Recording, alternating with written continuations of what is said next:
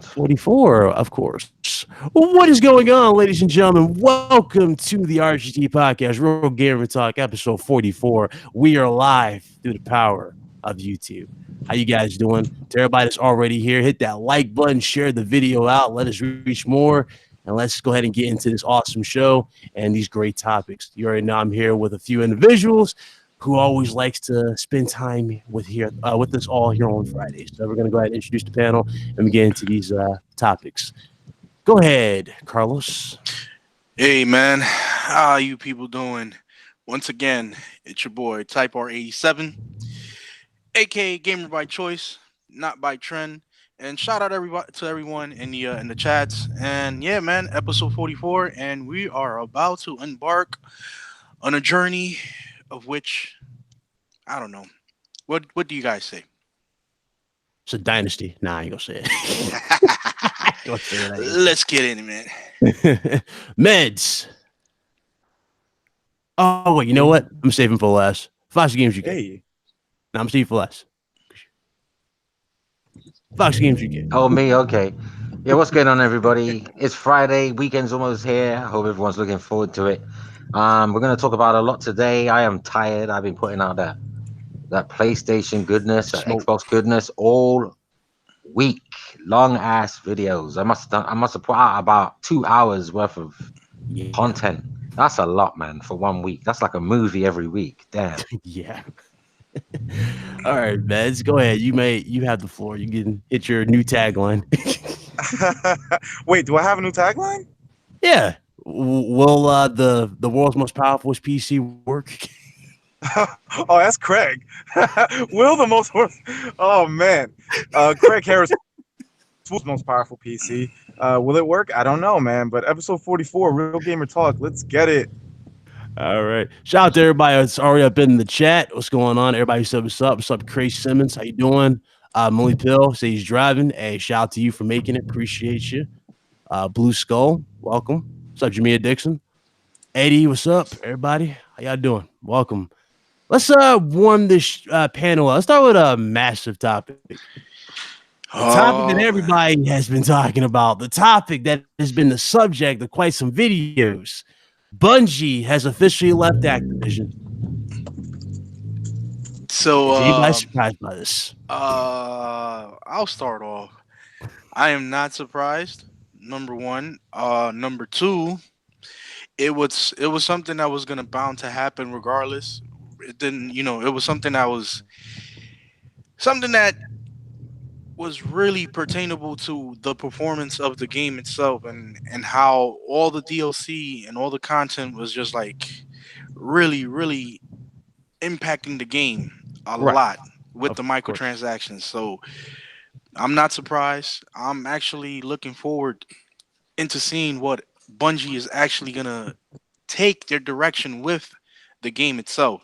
What are their plans for future projects? And hey, independents create great games, and that's something that is highly sought after nowadays with these developers. And kudos to Bungie for taking that first step and doing what they need to do in order to progress even further. Okay. Do y'all think this affects the PlayStation deal with them leaving? Nah. You don't think so? Nah. I mean, they just stopped negotiating with Activision. Now they'd be talking to. I mean, if Bungie walked away with the IP ownership of the IP, well, then that deal is still in place until its limitations reached. Okay. It's just they won't be talking to Activision anymore, will they? Be talking direct to Bungie now. Right. Okay. Meds, your thoughts on it? Well, I mean, I think. Well, first of all, I'm happy that it happened. Because Activision just basically ruins everything they touch. They're like EA Junior, or I don't even know who's worse right now at the moment. EA, Activision, they go back and forth. But it also gives me, some concern because I'm worried about the future of the title on PC. Right. Because we know that Part 2 is exclusively on Battle.net, which belongs to Activision. So, what's going to happen there? Are they going to take it off Battle.net?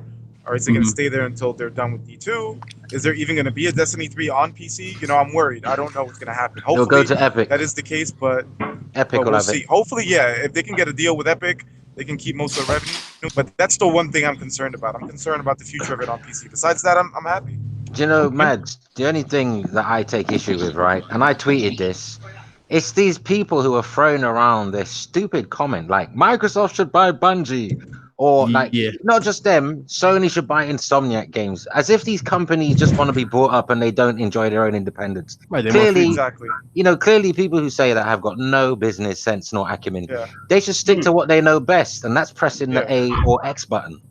Mm-hmm. A Yeah. lot of these studios that are being Speaking bought. about that. No, I'm sorry. Go ahead, bro. Go ahead. Oh, I was just going to add a little more context to this whole Destiny thing. They actually just got funded, believe it or not. Where is it at? Hold on. It was from a company called NetEase. Eddie's. Thank you. Eddie's. $100 million budget went to them for a non-Destiny IP from NetEase. So they actually are thinking about partnering Bungie. They offered $100 million for them. They've Do you got think money. those Listen, these companies that are buying up other studios, these studios are basically they're on the selling. They're on sale for a reason. It's basically because if they don't get bought out, then they might close down. Bungie financially is fine. They just got 100 million. They're not going to be bought by anybody. They're going to stay independent. Do you know, to be fair, before the 100 mil China deal, they already were doing fine financially anyway. Yeah, that is They had very, at very least true. they had at least 3 or 4 bum releases left in them. When I mean bum, I mean games that just don't do anything, don't make the money. They had enough money in reserves to have 4 failures, in other words, and then they would have gone out of business. But they didn't need the 100 mil, because it's unlikely that Bungie's going to make a crappy game unless another publisher, or the publisher that their overlord at the time was EA, right, or Activision, whatever. It's them that really ruins the game, because they make demands saying, well, we're publishing it and we're investing this money. Our shareholders want, microtransactions everywhere. And Bungie are Right. powerless. When you're not independent, you can't say no. You can't say no to it because it's not your money funding the game. Right. Of course. You kind of have to shoehorn it in, and then you're upsetting your fan base. So there's a credibility issue. You're losing credibility with your base because people love Bungie. But when you're forced by a company like Activision or EA or even Ubisoft, right, to shoehorn things in there to satisfy shareholders and the greed of some people, it's not enough to make billions. They want to make trillions. You know what I'm saying? That's not enough. No matter how much they'll make, it will never be enough. No matter how much Rockstar games sell, the more money people make, the more they want. So when money comes, it's never enough. Right. That's very, very true. So, well, first of all, I mean, I want to kind of entertain this idea. Let's say they did. Let's say Microsoft was looking to try to acquire Bungie back. Do y'all even think they would allow Bungie the same creative freedom, or do you think they'll just tie them to making just Destiny like they did with Halo, so to speak? Y'all think that they would actually allow them to be creative? It's a real hypothetical question, though, isn't it? Because yeah, it is. We know Microsoft would have a hope in hell in getting Bungie back, so it's hard to answer that. It is. It is. It is. I mean, one of the reasons why I see this as a positive is just for that you don't have to run the same course all over and over again, and re-editing the same game over and over again. I mean, for all we could know, they could probably be working on a newer project that actually is more better than Destiny, and it could bring more newer fans to a newer franchise. So at the same time, I get the worries that people are going by with, but you also have to see the bigger light.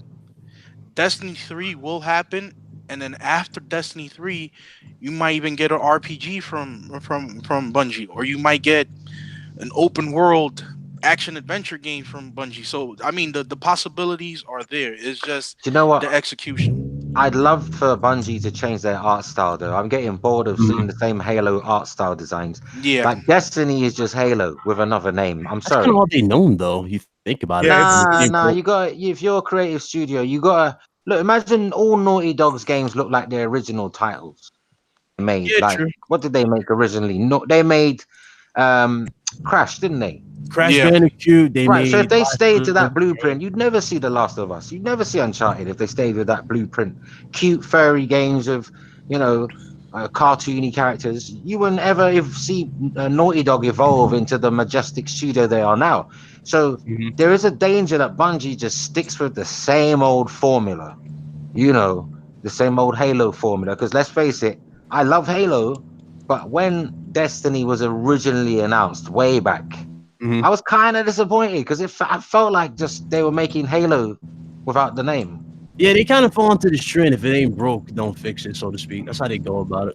You Yeah, think? I agree. Yeah, it works for them. You know, people They like need to Halo. change the art style, man. Just like look, if Yeah. if God of War can change, anything can change. Absolutely, I agree. You know what I I'm agree. saying? I agree. I would like to see more of that. I would love to see them actually go a different route and just be Who more would have creative. imagined? Do you remember the viewpoint we played the God of Wars in? All of them, Vita, PlayStation 2, 3. Do you remember Yeah. the right? Yeah, they all.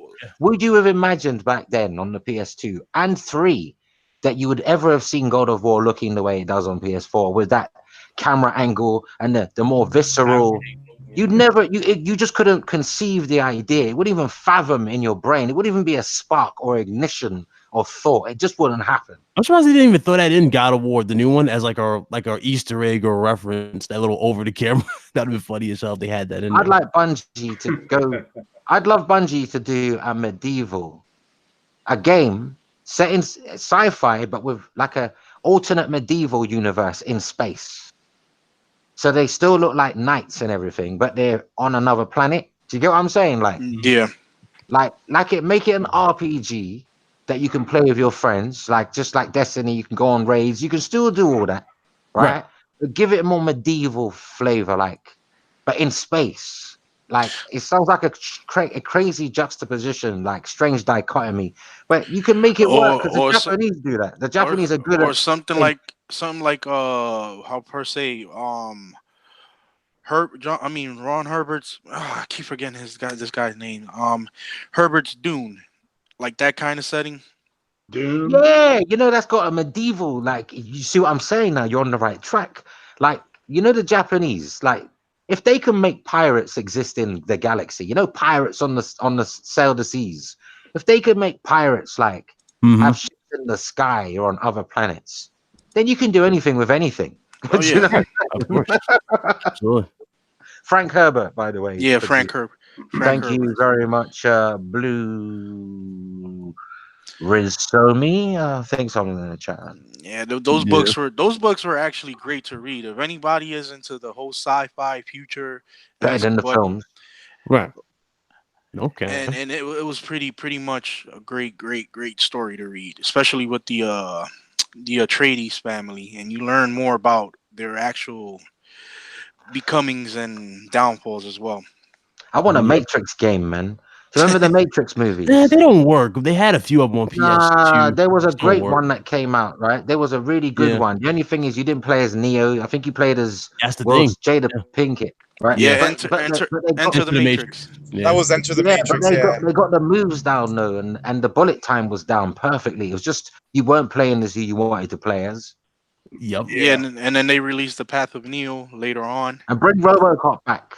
We need to see these 80s characters and 90s characters come back. I want to see a new RoboCop game. I want John Rambo game remade. I want Rocky to be remade. Come on, Sega, pull your finger out. Well, here's the thing. Now, if they do make another RoboCop, are you talking about the old school one, or are you No, talking about bring it the up new? to date. Bring it up to date. Like, do what they did with God of War, innit? Make it up to date. We don't have to have a side shooter.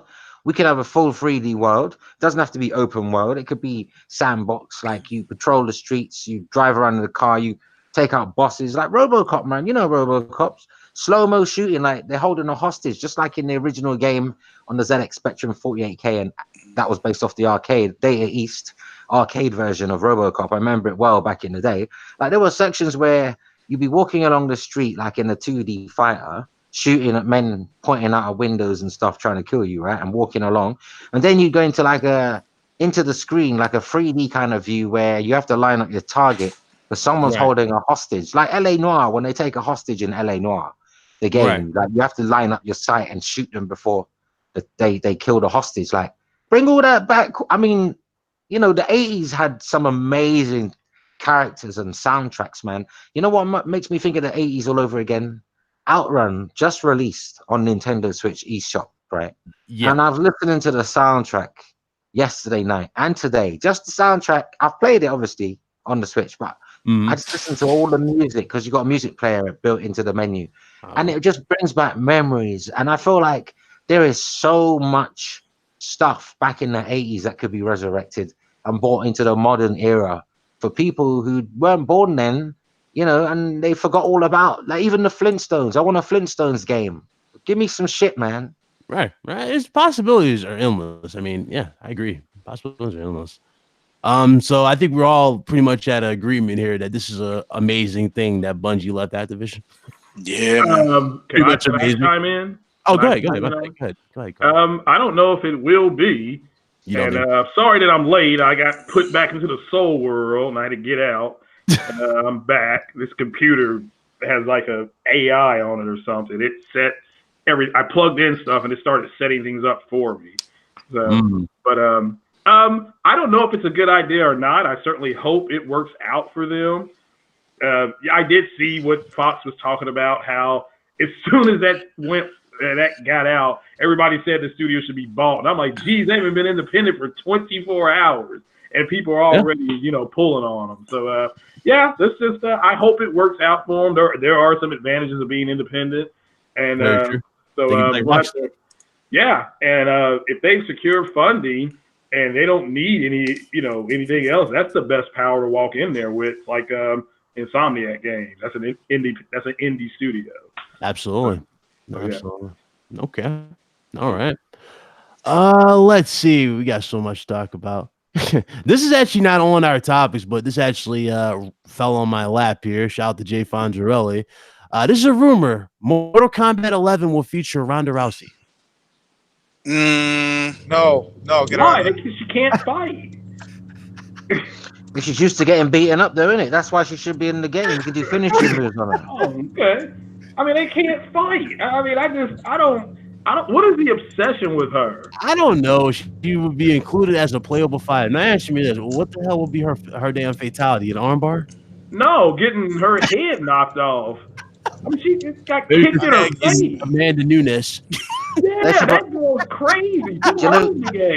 Who should be a special unlockable character in the Mortal Kombat game? I think Nancy, Titanfall Princess, with that mask and those knives. That would be actually a good thing to do, man. I mean, yeah. You know, at the end, before she kills, she says, "I told you don't mess with me. I told you." You gonna love me. You gonna love my moves. That is ridiculous. That she's in here. You know what's crazy though? They want to add Ronda Rousey in Mortal Kombat, but instead of adding like Negan from The Walking Dead, see that doesn't make sense to me. Why not just add Predator? They had Predator in there. They had Predator and the Alien. No, but I don't think they're adding Ronda Rousey like straight up as a character. Like she's a character. She would be like the mocap. No, she's for Sonya Blade or something like that. It was something. Do you know who would make an amazing game character? Not necessarily for Mortal Kombat, but just as a cameo in like the next Grand Theft Auto. They should put Dave Chappelle in Grand Theft Auto.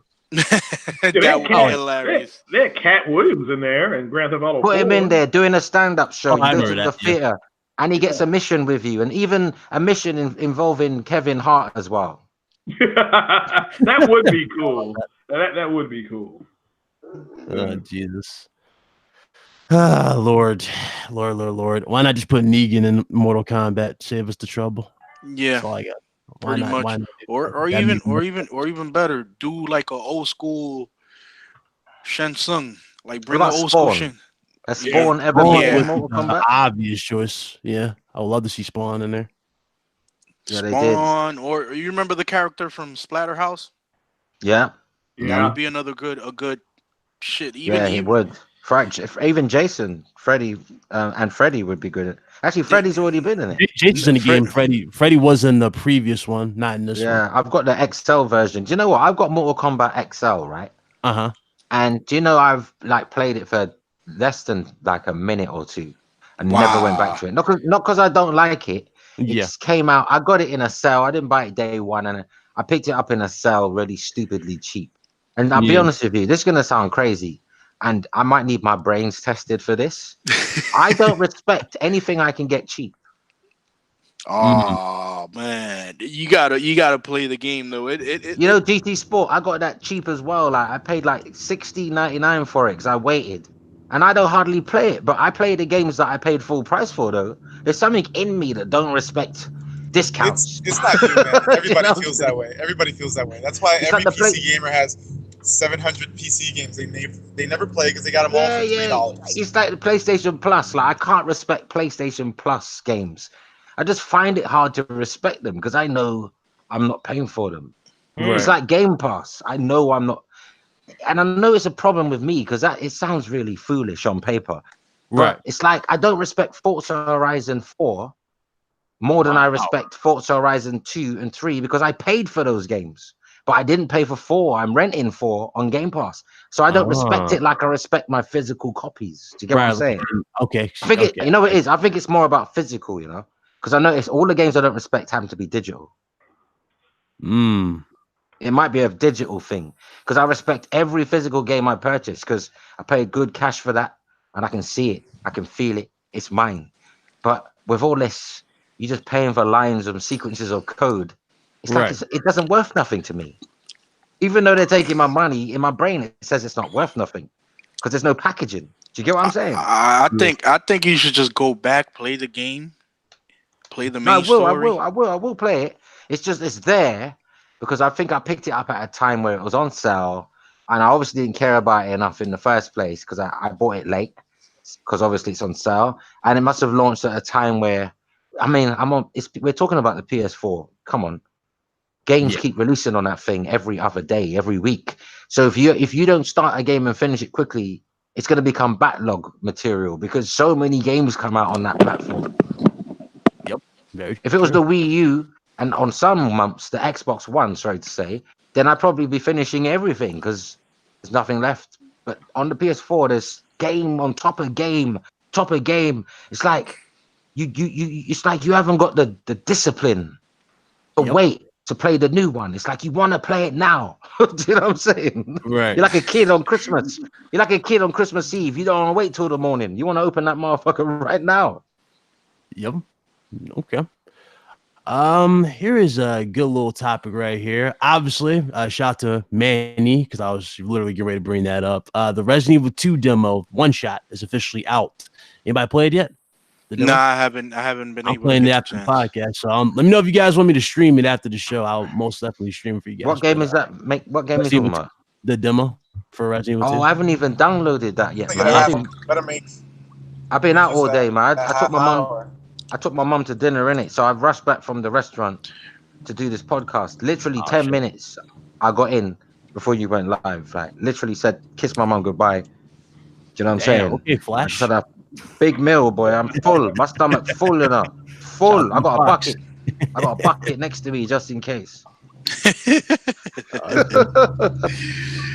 I mean, I saw Bond live streaming from his computer, and it actually looks.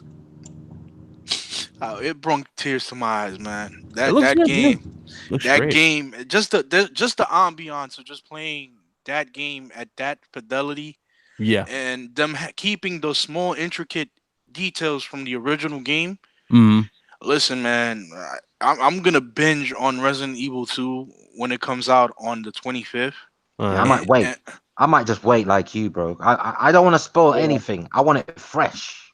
Yeah, well, you all need to stream it. You all need to stream it so that I can see how to solve the puzzles. Oh, you cheeky boy! You said solve the puzzles. Have you not played the original? Have you played the original though on the PS1? You played the original though. Who, me? Yeah.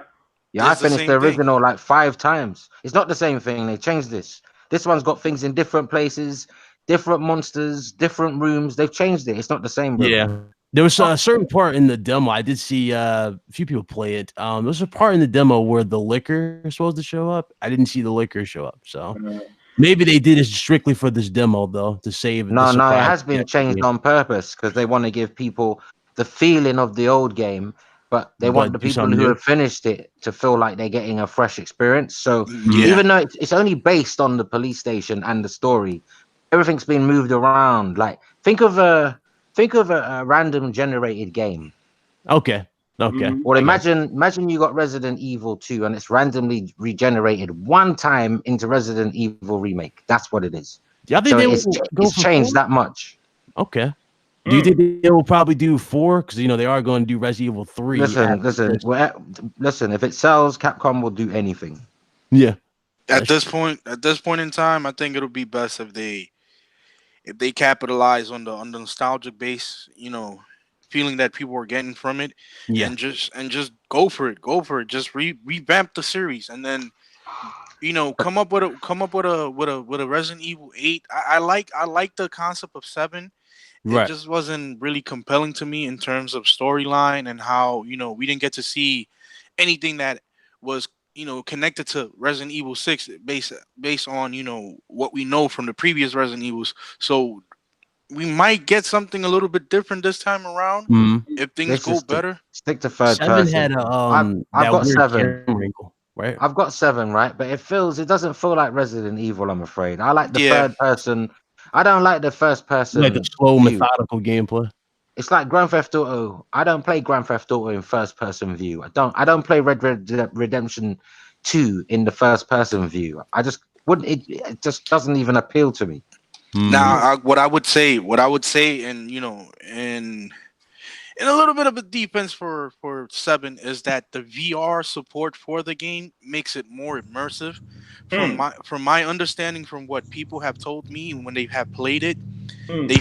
they feel more. The hairs on their skin just boils right up. They get really into it. Right. It's good and all, but it's just like how me and Foxy are really at the same page. I It's mean, just that little feeling that you get when you play the Resident Evil game, that you knew you were gonna get into some real deep stuff when you started right. playing the story. Mhm. Yeah. That's what is missing in reality. I will say Something this though, they they did a shouldn't great have job called with it remake. they shouldn't have named it Resident Evil 7, Uh, Carlos. This Resident Evil 7, it's good, but not as a Resident Evil game. It should have been a totally new franchise because I don't feel any connection to the Resident Evil series when I mm. play Resident Evil 7. I just don't. It feels more like I'm playing like that cancelled Hideo Kojima game. You know, the one where you're walking down the Oh, corridors. PT. Yeah, it feels like you're playing Project PT. Like it feels more like that to me. PT. Part time. It's called PT, Silent Hill PT, whatever you call it. Oh Okay. my Silent Hills. Silent god, Hills. man! I They called mean, it PT in the demo. PT to me means part time. Did somebody hack the code and got it back though? It's back on like Steam or something like that. Didn't they hack it? No, they recreated it in Unreal Engine. Oh wow, that's incredible. ooh. That is incredible. Wow. Yeah, you can get that on PC. Go find that. Oh yeah, that's incredible. Well, I might have to do that. Yeah, but there's positives and negatives to doing a game, and that's just one thing with Resident Evil 7. It didn't capture my. I mean, I'm gonna buy the game eventually. I'm not saying that I'm not gonna try it, but it just doesn't feel like the chronological setting as the previous Resident Evils, where you had in Resident Evil 3, bro. Like you can never forget this. Stars. Like that is one iconic character that you can never forget. And then the experiences that you went through getting tours across town, when you had to go across the park, going through the zoo as well. Like yo, it really, those are the kind of things that you want to see when you play a Resident Evil game. You want to see gore, and you want to see what's in store for the next chapter. Oh damn, like where am I gonna run to next? You really had to think. What's your most do you know the classics? I'll ask everyone this question, but I'll start with you, Carlos, seeing as I rudely interrupted you. Apologies there. No, that's all Um, right. what is our favorite standout moment from the classic Resident Evil games? Not Resident Evil 7, not 6, Ooh. the classic ones. And I'd say classic stops at 4 for me. 5 and 6 and the rest, they're not classic Resident Evil games in my opinion. So let's stop For it at me, 4. What's your I've got favorite for sure. one for standout me, moment? for me was Resident Evil 1, that intro the introductory to going into the mansion, and then you Running see up to the mansion. running into the mansion, and then you see the dogs chasing all the characters. It's like, yo, this is gonna be some real crazy stuff. And then once you enter the mansion, it's like, what am I supposed to do? Where am I supposed to go? It had Right, you you see the thinking. door shaking. Yeah, and then and then you gotta, and then solving the puzzles with the like a headboard. Yeah, the damn doors flopping back and forth. You're like, okay, it's too dangerous to go back outside.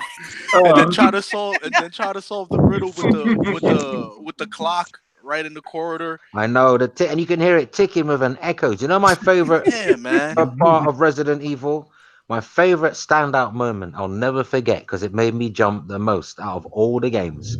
Resident Evil 1, you're walking down a small corridor, and through this window comes a Doberman dog. Oh man, I Smashes through the hated window, that part, man. and bro, when the first time that ever happened, yeah, because remember, I wasn't used to horror games at that time. Like, Right, there were horror games, but they nowhere near as realistic as Resident Evil was at the time. And you look back at Resident Evil now, it looks like Lego. Yeah. At that time, we were so technologically like set in stone for that time. Like we couldn't see beyond those graphics. To us, those were the pinnacle of graphics, right? And like, dude, that just made I shit bricks the first time that happened. Seriously, I was like, damn, because you're not expecting it. You're walking down a corridor, and then next thing, and because it's awkward as well. Like you move like a tank. Like it's almost like you're driving a car when you control the character. Like it's ridiculous. It's like you're trying to do 360s in the car, do a spin, drift. It's like you're trying everything you can. Do you know what I'm saying? And this dog's chasing you, and all you can see is, I don't know how we saw it with the graphics back then, but you could still see that the dog had kind of rabies and rotting flesh on it. Yeah. Yeah. So my standout moment was the optional fight. Remember, you had two options. I think this was in part 3. You had the option to go outside and fight Nemesis when you first see him going in the building. I literally went against this dude, and he did that shit where he plants your head against the car, and that little tentacle goes out of his hand and kills you. That shit was funny. But it's my standout moment. Another standout moment for me was in part 1 when you're going down to the basement, right? And you're about to fight the damn shark. Oh yeah. Shark. Yeah, you literally had to shoot the crap out of a shark, bro. Oh god. Yeah, well, you did. mine is when they said it was the septic tank, wasn't it? In the septic tank. Yep. What was, what was you about to say, Craig? What was yours? Mine is Ada Wait. That's it. Ada Wong. Ada Wong. She's a lover. Yeah. She kept running off, and he would say, Ada, wait. Ada, wait. Yeah, it was a big deal. They actually had shirts with that on it. So I mean, with all our experiences, like you can see that when we play these games, ladies and gentlemen, it's even though nostalgic games, you still get that feeling every time you throw it back on your console or even on the newer consoles through backward compatibility. You get that same emotion when you play those games because you feel, this thing like, oh man, what am I gonna get myself into? What I'm gonna see? Code Veronica was definitely one of my favorites. It had a lot of eye-popping moments as well, bro. Do you remember when you went to the piano in Resident Evil 1 and Jill plays Moonlight Sonata? Oh, yeah, that was hilarious. That's another moment for me because the lighting effects in that pre-rendered room, you could see the moon. It was like fake baked in lighting because it was a picture. It was basically a still image. It wasn't 3D at all. Only the characters were 3D. But the way they did it was digitized on screen so well. It gave you a 3D effect with the moonlight coming through. Yeah, that was beautiful, man. How about in part 2?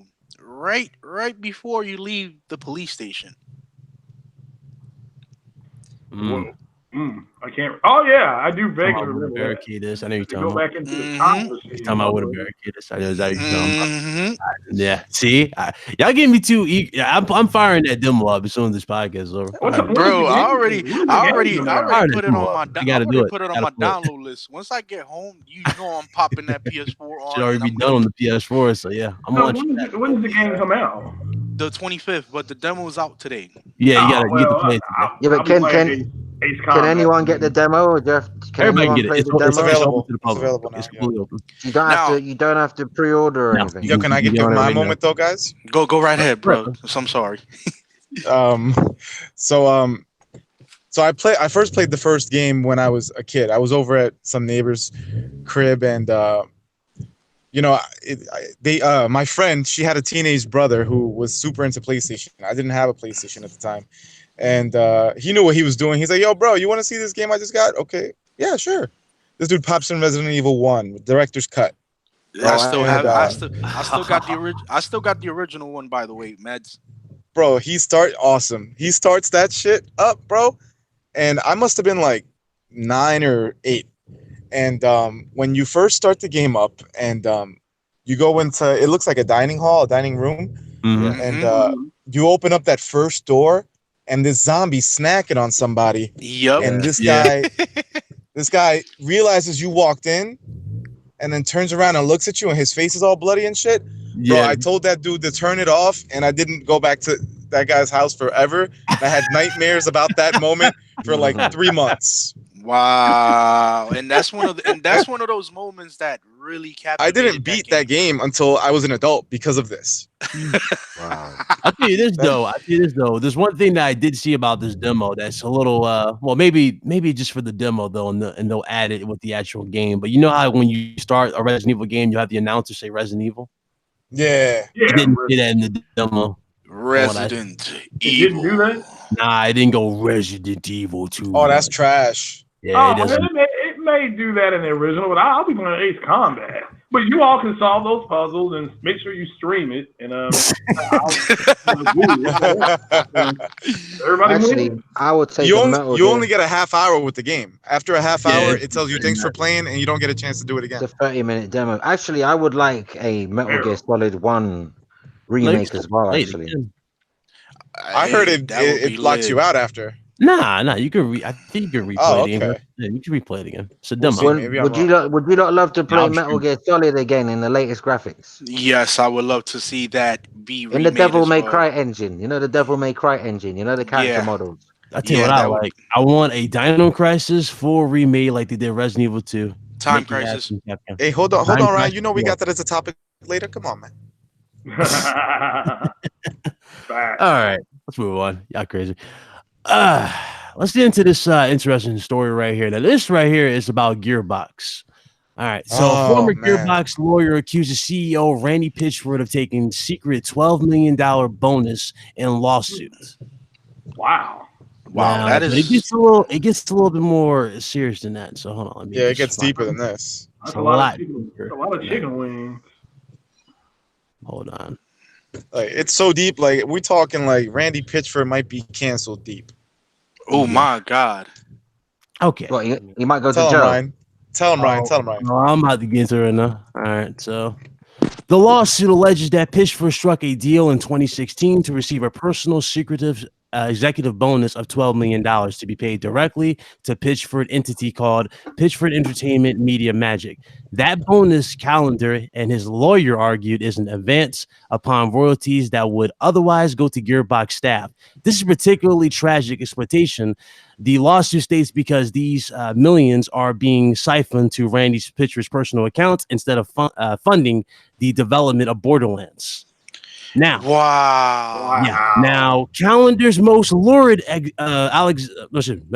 his most lurid allegation against Pitchford is an accusation surrounding an event that he says occurred in 2014. Calendar says that Pitchford left a USB drive in a Dallas, Texas restaurant containing secretive and sensitive corporate documents for Gearbox and its partners, including 2K Games, Sega, Sony, Microsoft, and others, says the lawsuit. Upon information and belief, Pitchford's USB drive also contained Randy Pitchford's personal collection of underage pornography. Mm. Ooh, now That's what I was talking about. Now Right there. that's gonna be you got some work. Well, look, somehow him embezzling money or whatever that's about, I don't care about that part anymore. You mentioned the kids. Now, that's the only thing that bothers me. I don't care what 12 million he got, but if he's got like minors on his computer screen and child pornography, to me that takes precedence over any 12 million that I don't care about the money anymore. Like that's disgusting. That's just creepy. Yeah, but Yeah, hold on. exactly. Remember, these are allegations, right? We got to be careful here. We don't know both. We don't know the full story. Just like with R. Kelly. Remember, Michael Jackson was Mm-hmm. accused of all these things, and I never believed the rumors about Michael Jackson. I never believed that Michael Jackson was guilty. Other people might have, but I never believed it. So I can't be a hypocrite and say, well, I definitely believe R. Kelly's guilty because one, I wasn't there. Right. Two, I know that there are opportunists in this world, male Yeah. and female. Mm-hmm. He happens to be a male who's into women, young women maybe. And I know there's a lot of young women out there of legal age and not so legal age Mm-hmm. who are looking for a payday. Men as well, Fact. not just women, men, but let's keep it real, people. We don't know the full side of the story. I know his kids come out against him as well, his daughter's saying, but they're estranged. Like, if you haven't seen your kid, they don't have nice things to say about you, are they? But Wait, don't whose get me wrong. kids? If he is guilty, if R. Kelly is guilty, right, Mm-hmm. then he deserves every punishment coming his way. But I'm not gonna be one of these people. That's why I haven't spoken about it on Twitter or nothing. I'm not gonna be one of these people to start throwing accusations around at people, and you don't know the facts. All you know is what the media is telling you. Yep. That's very, very true. It's just me personally, this is one of those things I want to like really exit away from. That's why when I read this, it's like, that's crazy. But him taking money from, the possibility of him getting another Borderlands too. I mean, that's other shit too. It's sad. It's Yeah, crazy. and I'm a big fan of the Borderlands series. The first two games were freaking awesome. Yeah. Oh, For him to wait. You know what? I take that back. I forgot. R. Kelly was in a tape with a Yep, kid. yep, Oh, I forgot Bro, about he that. married Aaliyah when she was like 15. Yeah, that's proof yeah. enough. That's proof enough then. That's But a fact. no, but I will still say, forget R. Kelly then, bad example. But I will still say, forget Bill Cosby as well, bad example. Forget Harvey Weinstein, bad example. Forget them. But there are men who are innocent.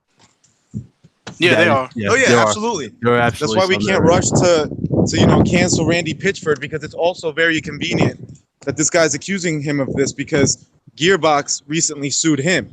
But all Yep. women should be So believed. I'm going to say this now, though. Every woman who makes accusation, right, should be believed until the proof is either brought to Proven. light There you and go. evidence brought to light, or proof against her and she's a liar. But you should always believe her in the with that, beginning. but I You should always you should. If a woman, listen. If a woman comes to the authorities and says, so "This women happened," don't lie, bro. no, let me Some explain. lie. Let me explain, and you'll see where I'm coming from. Right? Of course, women lie. Everybody lies. Don't matter what skin you're in, you're a liar. There's nobody on this earth who hasn't told a lie. But here's the thing, right? Here's the thing. If I'm a police officer and a woman rushes into the police station and tells me this has happened to her, I have to believe her until not believe that whoever she says has done it is guilty. I gotta believe that something happened to her. Right.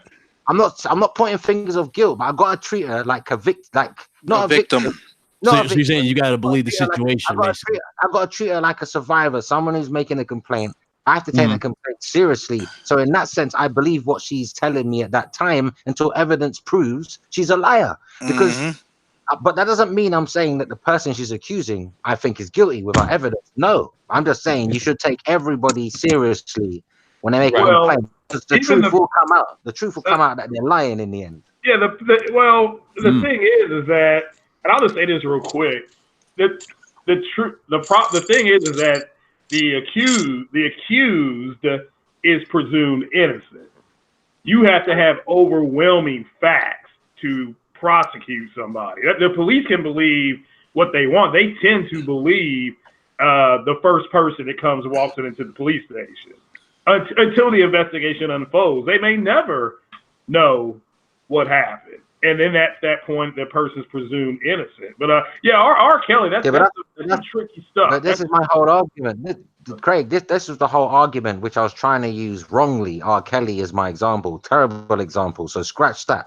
But just what you said, like the law is meant to say that you are innocent until proven guilty. But nowadays, men are automatically perceived as guilty, and I don't want that should not happen. I agree with that. Yeah. Just like you should believe the woman, you shouldn't automatically believe the man's guilty either. Both sides. There's a story on both sides, yeah? Believe her, right? When you're taking evidence when you're taking her statement, believe that she's telling you the truth, because who are you to call anyone a liar? But when the evidence proves that she is a liar, then she should be penalized. And if the man's proven to be guilty, then he should be penalized. But you shouldn't go around saying, oh, it might, this Me Too movement's going on and all this stuff's happening, so he must be guilty. That's wrong. That means you're demonizing all men because of the bad actors in other men. Like, no pun intended, but you know what I mean? Yeah. You can't accuse all men because some celebrity men that are well known have been found out to be douchebags. That doesn't make all men like them. But it seems in this modern day and age that it's very easy for a man's career to be ruined nowadays. Yeah, they coming at Michael Douglas about allegation. Yeah, you got an allegation on top. No evidence. Just 4 women like, no, he walked behind me when I was at the printer, and then I felt his penis up against me. Rape. That's what they're doing. I mean, there's no evidence. I mean, it's just it's unfortunate. But yeah, we move on. That might be the comment of the please, chat. thank right you. there. Awesome. No, I'm just saying, that might be the comment of the chat. I mean, as far political hour with Foxy News at 10. as far as the monetary side with this whole situation, I think it's solely wrong that he actually took that money instead of making an investment on making a third game, which all the fans, all the Borderlands, and I speak on the behalf of all those Borderland fans. You took $12 million and you couldn't even incorporated that into developing at least some kind of thing for the game. As far as anything like starting the marketing rights or anything that could have kept people in the limelight, because I've been waiting for Borderlands 3 since 2014, 15, 11, I think. It's been a while. It's been a while, and it's really like I'm really upset at this. Like you don't understand. They haven't dropped the game since Battleborn. Hold on. You don't actually care about the game after we just found out he had child porn on the. Who cares about the game? He's got people's kids on his. He's got people's kids on his computer. I don't want to, because I don't want to touch on that topic too much. I'm trying to stay away from that. That's why we shouldn't talk about him at all then, because I think the kiddie porn's worse than him not dropping the game. Absolutely. Yeah. No, the kid porn. Listen, this is my whole intake on this. All right, whenever you do something, especially in terms of doing bodily harm, whether unintentional or intentful, you should be prosecuted as just.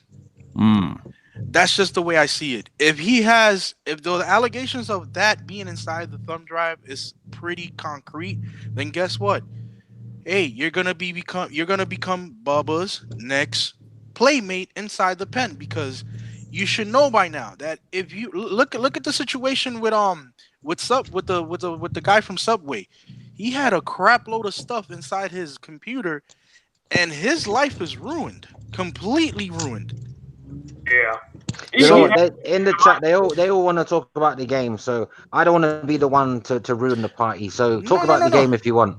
No. Not only that, and another thing is that these individuals, if you have problems, any type of problems, social interactable problems, go seek some help. Tell people that you have this problem, and maybe you can find a type of. But they don't. But the problem is they don't think they've got a problem. That's the whole thing. They think it's normal. Yeah, man, and it shouldn't be normal for you to think that, a young child. Men grown people attracted to children.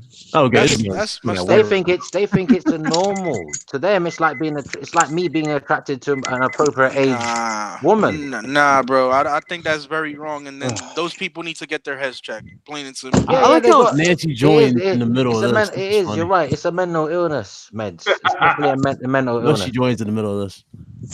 Let's move on to gaming topic, please. Yeah, let's go. Let's go. Game control. Yeah. Left. What's up, Nancy? All right, Craig Simmons. Have a good night, brother. Later, Craig. Let's go ahead. All right, let's move on to a good one. Nintendo. Now, a lot of people complain we don't talk about Nintendo as much or hardly any, but Nintendo's got some news. If I can find it, if I do it, there we go. Nintendo's president considers future moving away from home consoles. Yeah. Lies. You think so? Of course it is. Look, that was people. You know what I can't stand about YouTube? Mm. You know the virus. You know there's a virus on YouTube that I can't stand. It's any little statement is taken out of context because people don't have the intelligence to understand a basic formed statement. So they say. So the man says, if the console industry was to go one direction, then we don't have to worry about that. We can go in other directions too. He's not saying we are. He's saying in preparation for when consoles are no longer a thing, Nintendo has a future beyond. You know, they've got their. Obviously, if you're a company, you're not gonna have all your eggs in one basket, are you? So if the console market crashes, your business is done. So of course they're not going to be totally like invested right? all They'll in consoles. branch out. Yeah, but the problem is people took that statement as, oh, Nintendo's this is the Switch is their last console. Like either they're doing it for clickbait, so you go and watch their crappy channel, or they are really just that stupid. Very true. Very true. I mean, I look at it like this, especially with Microsoft, the streaming services and everything. I guess they're just future-proofing themselves for the for the inevitable. Yeah, I mean, you have to. I mean, but you have to be prepared, have at least a contingency plan in case all of this shit goes south. You can't put all of your eggs in one basket. That's all. I mean, they're not saying, "Oh, we're not going to do consoles anymore." They're saying, "If this console shit is over with, don't worry, we got plans for that too." Yeah, we got That's something all. else. I know. Can you guys hear me? Yeah, we can hear you now. Yeah. Okay. And Sorry, I'm not like, not much. Just going crazy. I don't want to cut off meds. No, I'm good. I'm finished. On top of the situation, right? This whole streaming thing, right? A lot of people don't understand. Streaming is something that requires a lot of bandwidth in order to make an image through a small fiber optic line. So we're far away from even making 1080p streamable at high detail. We'll see what Microsoft's. I mean, that's where everybody's putting their bank on. They really want to see. But the same thing. But the thing is, right? Microsoft can say whatever they want. They could paint you a Picasso.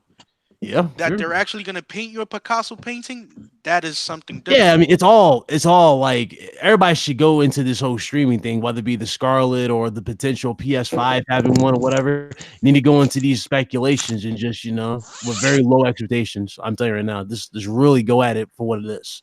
Nobody can jump into Consoles and physical hardware are going to be prevalent until they figure out how to deal with the latency issues. And absolutely. Listen, we're going to be good for 20 years, man. We're going to get hardware for the next 20 years. Yeah, because there's some places like Australia who have garbage internet. Yeah. Bro, it's that's actually one of the it's panel questions, but I'm trying to avoid that. Trying to avoid that whole point, but yeah, okay. So, what y'all think about this? What do you think about that, Nancy? Them, future-proofing themselves, Nintendo, talking about leaving consoles basically when they're ready, when they're, they got everything. For me, I don't think they're really going to be leaving the consoles. Right. I don't think so. So, I mean, if they try it, I hope it works for them. But right now, consoles are still a big thing. I can't see. It's like Microsoft wanted to, somewhat leave and go to streaming. You got to see how it's going to pan out. I mean, don't jump the gun before you know how it's going to happen. You got to test the waters first. Somehow, some way. I mean, that's really all I can say. Okay. Let's see here. All right, so there's that. Obviously, you missed like 3 crazy topics, but it's all right. I'm gonna move on to another one here. So we got some details that leaked courtesy of Twitter for the next Call of Duty Modern Warfare Battle Royale, ladies and gentlemen. So Battle Royale is still going to be a thing, and there was no talks or whatsoever about a single player portion of the story or anything. So you're gonna hear me rant about this one right now. And I'm love sorry, it. And I'm sorry to to interrupt anybody that has any other opinions about it, but quite frankly, Activision, you can take the whole Call of Duty franchise, shine it up real nice, and stick it where the sun don't shine. Personally, in my behalf, because number one, I love first-person shooters. Those are my kind of games that I like to play, right? And within those first-person shooters, I also like the campaign because the campaign helps you to understand certain details about the game and its performance. That's one thing, right? Making an only multiplayer online based battle royale game doesn't really give you any skill sets in order to progress in the game because you have people that actually cheat. They buy the most highest detailed items in the game via microtransactions to get the advantage over the next person, which quite personally, it rubs me the wrong way. Really the wrong way. And Black Ops 4 is trash. I don't care what anybody tells me. Oh no, Battle Royale. Listen, Elysium is on Steam. You could play it for free, and that is a great Battle Royale game, and it knocks Call of Duty out the water completely. All right? Call of Duty right now is not even looking like Call of Duty no more. They're trying to be a trendy kind of, they trying to be trendy. Just the same way as PUBG, Fortnite, and these other battle royale games. So, quite frankly, I am really disappointed that they're going this route and trying to not bring back the Call of Duty fans to its core. You're killing the series, the franchise completely. Yeah, I mean, at the end of the day, they don't care. I mean, they already charged you a damn $1 for reticles, something that was Bro, an option. I'm not paying.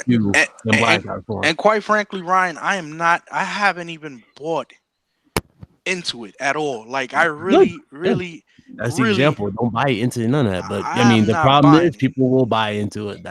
Because you got people that want to be in the trend with the end game. Like, listen, I'm a hardcore gamer. I like my games how they are, made with detail, made with stories, and made with a campaign. Well, care basically. You want care. Because it's a learning curve. You're not gonna jump into a multiplayer game knowing how to use the weapons completely. Like you really need to play the campaign, get a grip of how you want to, take your aim. You want to set your aim sensitivity. You want to set your controllers to Southpaw or Legacy. There's a lot of things that go into details before you become an avid multiplayer player. Like it's not really that simple to pick up the controller and say, "Oh yeah, I'm gonna get 15 kills in a multiplayer." No, you're gonna get smoked regardless of whatever you think you are at that level. Doesn't matter. If you're trash in a multiplayer game, you're going to be trash for years to come. So taking out that factor of having a campaign game or a campaign-based missions, you really take the luster away from the franchise itself. That's why with this iteration of this battle royale crap that's going on right now, I haven't not even thought about even buying Black Ops either on PC or console. That they're not getting my money absolutely whatsoever with that franchise. That is not Black Ops to me. That is just a copy and paste and let me get you in your pockets and take everything that you earn down the drain. Okay, so Carlos just went Super Saiyan. Well, I agree with what though. I agree with what Carlos is saying though. One thing is they should have just left it to PUBG and Fortnite. Let them do it. People play that game also for the campaign to earn things, to earn your weapons, to build it, not to just go and buy it with microtransactions like you were saying. Okay, they're gonna start doing this and saturating the market with just all these battle royals. After a while, they're just gonna lose money because the people who really love those games the way they were are not gonna buy it. Yeah, well, the people spoke with Black Ops 4, and this is where the trend kind of falls into the impact here, right? A lot of people who claim they don't buy Call of Duty, they won't buy it, end up buying it as soon as they see the first trailer for the new one. Call of Duty Black Ops 4, despite many people giving it trash and talking about it, made over $500 million within like its first week or something like that. Yeah, but it came in under what the investors thought. Oh, go ahead. Yeah, the investors were expecting more, but again, the investors are greedy at Activision. They expect every Call of Duty game to reach over $1 billion in revenue. Because that's what they like to do. They always bring that up. They go, "Yeah, we have a new Call of Duty, right? Innovation, X amount of things." And then as soon as the damn game comes out, they'll go, "Yeah, we sold $1 billion on this thing. We made $1 billion." That's all they are. Eric Hirschberg, I'm telling you right now, Eric Hirschberg is one of the weirdest dudes in the gaming scene. I never liked dude. I never liked, especially when he talks. Like he claims that they're hard at work to give you the best, quality game, and then you get it, You know, and he said this for Call of Duty Ghosts, and that's where it literally broke me as a fan completely. Call of Duty Ghosts is the one that made me not even want to look at another Call of Duty game. That's the game that started it all. The whole whole resolution war is what started. Because that was the new one. Right. We were expecting so much for Call of Duty Ghosts. I know you guys remember that, especially when they first showed it off. They showed off the new dog mechanics. They showed off the new weather, the smoke, all that trash. Right? We thought it was going to be dope. They fixed all the problems with a new engine. Come to find out, they didn't even change the engine. It's the exact same engine, just running on a new piece of hardware. Yeah, well, I liked it because I like that Call of Duty that just came out because I did the Battle Royale one time. I didn't kill nobody, and I came in like 9th place. So I retired. I mean, I'm so good at it, I ain't got to kill nobody. I come in top 10, and this is worldwide. So that was it. There's no reason for me to keep playing. I proved my point. I gave out the smoke in that game. So, and no by running away? I just hit I hit it. There was like a tower. I just stayed up there, and then something happened, and the map started to condense itself. I'm like, oh well, I guess I better go over there, and I went over there, and when I was running over there, I got shot. Like, all right, and it said you came in 9th place. I'm like, well, this is too easy for me. They got too many gimmicks in the Battle Royale too. They got the damn ray gun from Zombies in Battle Royale. I don't know why that's even in there. Call it the B2? Did you call it the B2? For Black Ops 4 is a ray gun. That's they got him. That's disappointing. But I just think they need to stop messing with games that worked and stop trying to do like Carl was saying, you know, join the trend and join the other people. Stop that. Do your own thing. That's what made you different from somebody else. Absolutely. These developers need to stop saying, well, I'm going to do this because that person did it or that person did it. And it's they sold a lot. But your shit sold a lot already with the campaign and all that. You could have a battle royale mode if you want, but they shouldn't have it where you could just go buy all the big weapons, but have the campaign along with it. Have both. Right. They remove quality, or I'm sorry, they remove not quality, but they remove incentive from the game basically by removing single player. You know, that was more content. But that's quality too, because you get to learn more about what's going on. You get to learn more about. So to me, that was part of the quality of the game, you know, and the characteristics of the game. You know, you got to progress at your own pace. You got to do this. You got to learn, like Carlos was saying. I like that. I like that option. Yep, very true. Yeah, Call of Duty, man. It used to be known for so much. They went the extra mile for everything. You know, now they don't. I missed the B2. So calling it the B2. The B2. I mean, what you gotta say? I'm sorry. Go ahead. Nah, for me is this, man. Like I grew up playing Call of Duty in the early lather days when it was on PC. All right, not the Xbox 360, but the PC, and it was fun.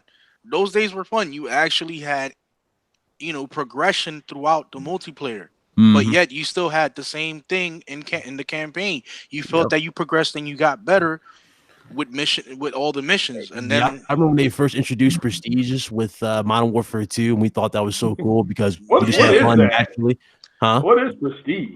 Prestige is you going when you reach the max level, like, you know, with all the regular ranks, you can go even higher to the, I guess you call it the elite ranks. Yeah, and you get more accolades. Modern Warfare 1. Modern Warfare 1 introduced that. I thought that was part 2 that did it with the new icons. They went over. It was Call of Duty 4. Oh, Scott. No, Modern Warfare was the first one.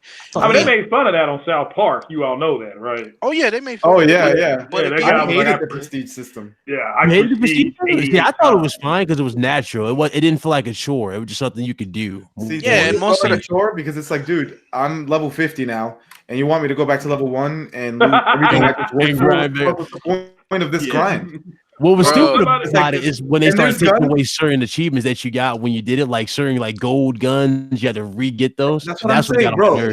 There's a gun in Call of Duty 4 that you unlock at level 50. Yeah. So you're telling me that I get to enjoy this gun for one level and then I got to give it up? That's ridiculous. I never prestige. I chose not to every time. That's the same thing that I used to hate prestiging. You know, it was something that I hated it, but then I got used to it. Like Black Ops 3 and Advanced Warfare, I actually prestiged 3 times in both of those. The other Call of Duties, I never prestiged at all. Like I would stay at level 55, max out all of my, all my weapons. The only thing is with the prestige is that with the weapons you gain more experience, like more experience points, and then it makes you progress even faster once you start the prestige. That's when I started to do the prestige mode, I was like, okay, now I get exactly what this is about. But Yeah. before I used to hate prestiging because it was a grind fest. Yes, it was a grind fest, but it merit you more of an incentive to become better at playing the game. Yep, that is very true. All right, let me close this. Hold on one second. All right, so another topic. Oh, Fox, did you get your point across? What you think about it? You know, I can't do anything about my time, but I'm not going to waste my breath talking about Call of Duty. Let's move on. Thank you, Foxy. Thank you. You a real one, Fox. All right, moving off of that topic. The Division 2 is launching on Epic Game Store and not Steam. What's that? All right, so let me break that down. Ubisoft decided to embrace the Epic Game Store with this 12% cut while dumping Steam with its much higher 30% cut. Basically, the reason why they're not doing it on Steam is because Steam is asking for a higher payout than Epic Store. So, what do you guys think about that? Wow. I mean, Steam is trying to be greedy or something, man. Like, how can you not capitalize this? Do you know how many people still play the Division, especially on PC? Like, Mhm. there's a lot of people that still play the first one religiously. I played Really? it on the PS4. Yeah, Oh. Yeah. I have some friends who love that fucking game. that game, No. not on the consoles. The consoles they died down a lot, but on PC is on live and popping. You see a lot of people playing that game. Mhm. And I think it's just that Steam is trying to get greedy. They see the numbers of the participants online, and they think that since it's on their servers and on their platform that they could charge higher. But in reality, you're gonna need that game in order to capitalize even more. And if you're doing that, then you're just losing money. I think this Hey, is great. facts to Savage Lobo there. He said as long as they don't add the Uplay overlay. I forgot about Uplay. Oh, it's Yeah, gonna Uplay is happen. terrible. It's gonna happen. Oh Don't do god, Don't do I that. hate the If Don't do you that. think that's not gonna happen, you're silly. They did Oh that on God, Steam. don't add that Any Uplay, game you please. play on Steam that was from Ubisoft, you boot it up and then it automatically opens up Uplay. Uplay.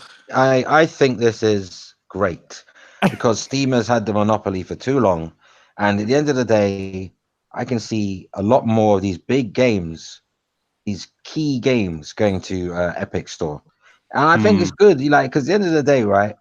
There was really no competition. Really, Steam had it all. They could set their prices. They could keep it how they wanted. Now Epic is undercutting them. Like, why wouldn't you why wouldn't you go there? And Epic's a known brand. It's not like there's some hurry come up Oh no. vendor. All right, so do you have to like join the Epic Store to get the Division Part 2? Yeah. But what about the Division Part 1? Are they going to pull that off of Steam? Nah, it's still on Steam. No, I mean Okay. it's done like you got these. This is how I liken it. I could be wrong, but this is how I look at it.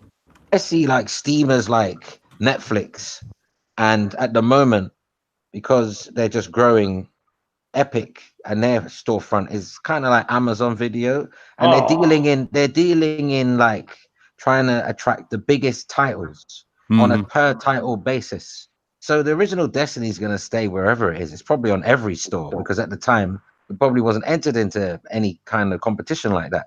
But from now on, you're going to see big games, like big names, like being exclusive to certain storefronts, and I think that's great because that at the end of the day, who wants a monopoly? It's not good for anybody. Yeah, you need some variety, bro. Like, and that's something that's very, very much needed now, with how all these corporate-minded people are thinking. Like, you need that fresher breath air. And hey, if Epic Games is willing to undercut Steam and make it more accessible and more affordable for people to afford those games, then why not?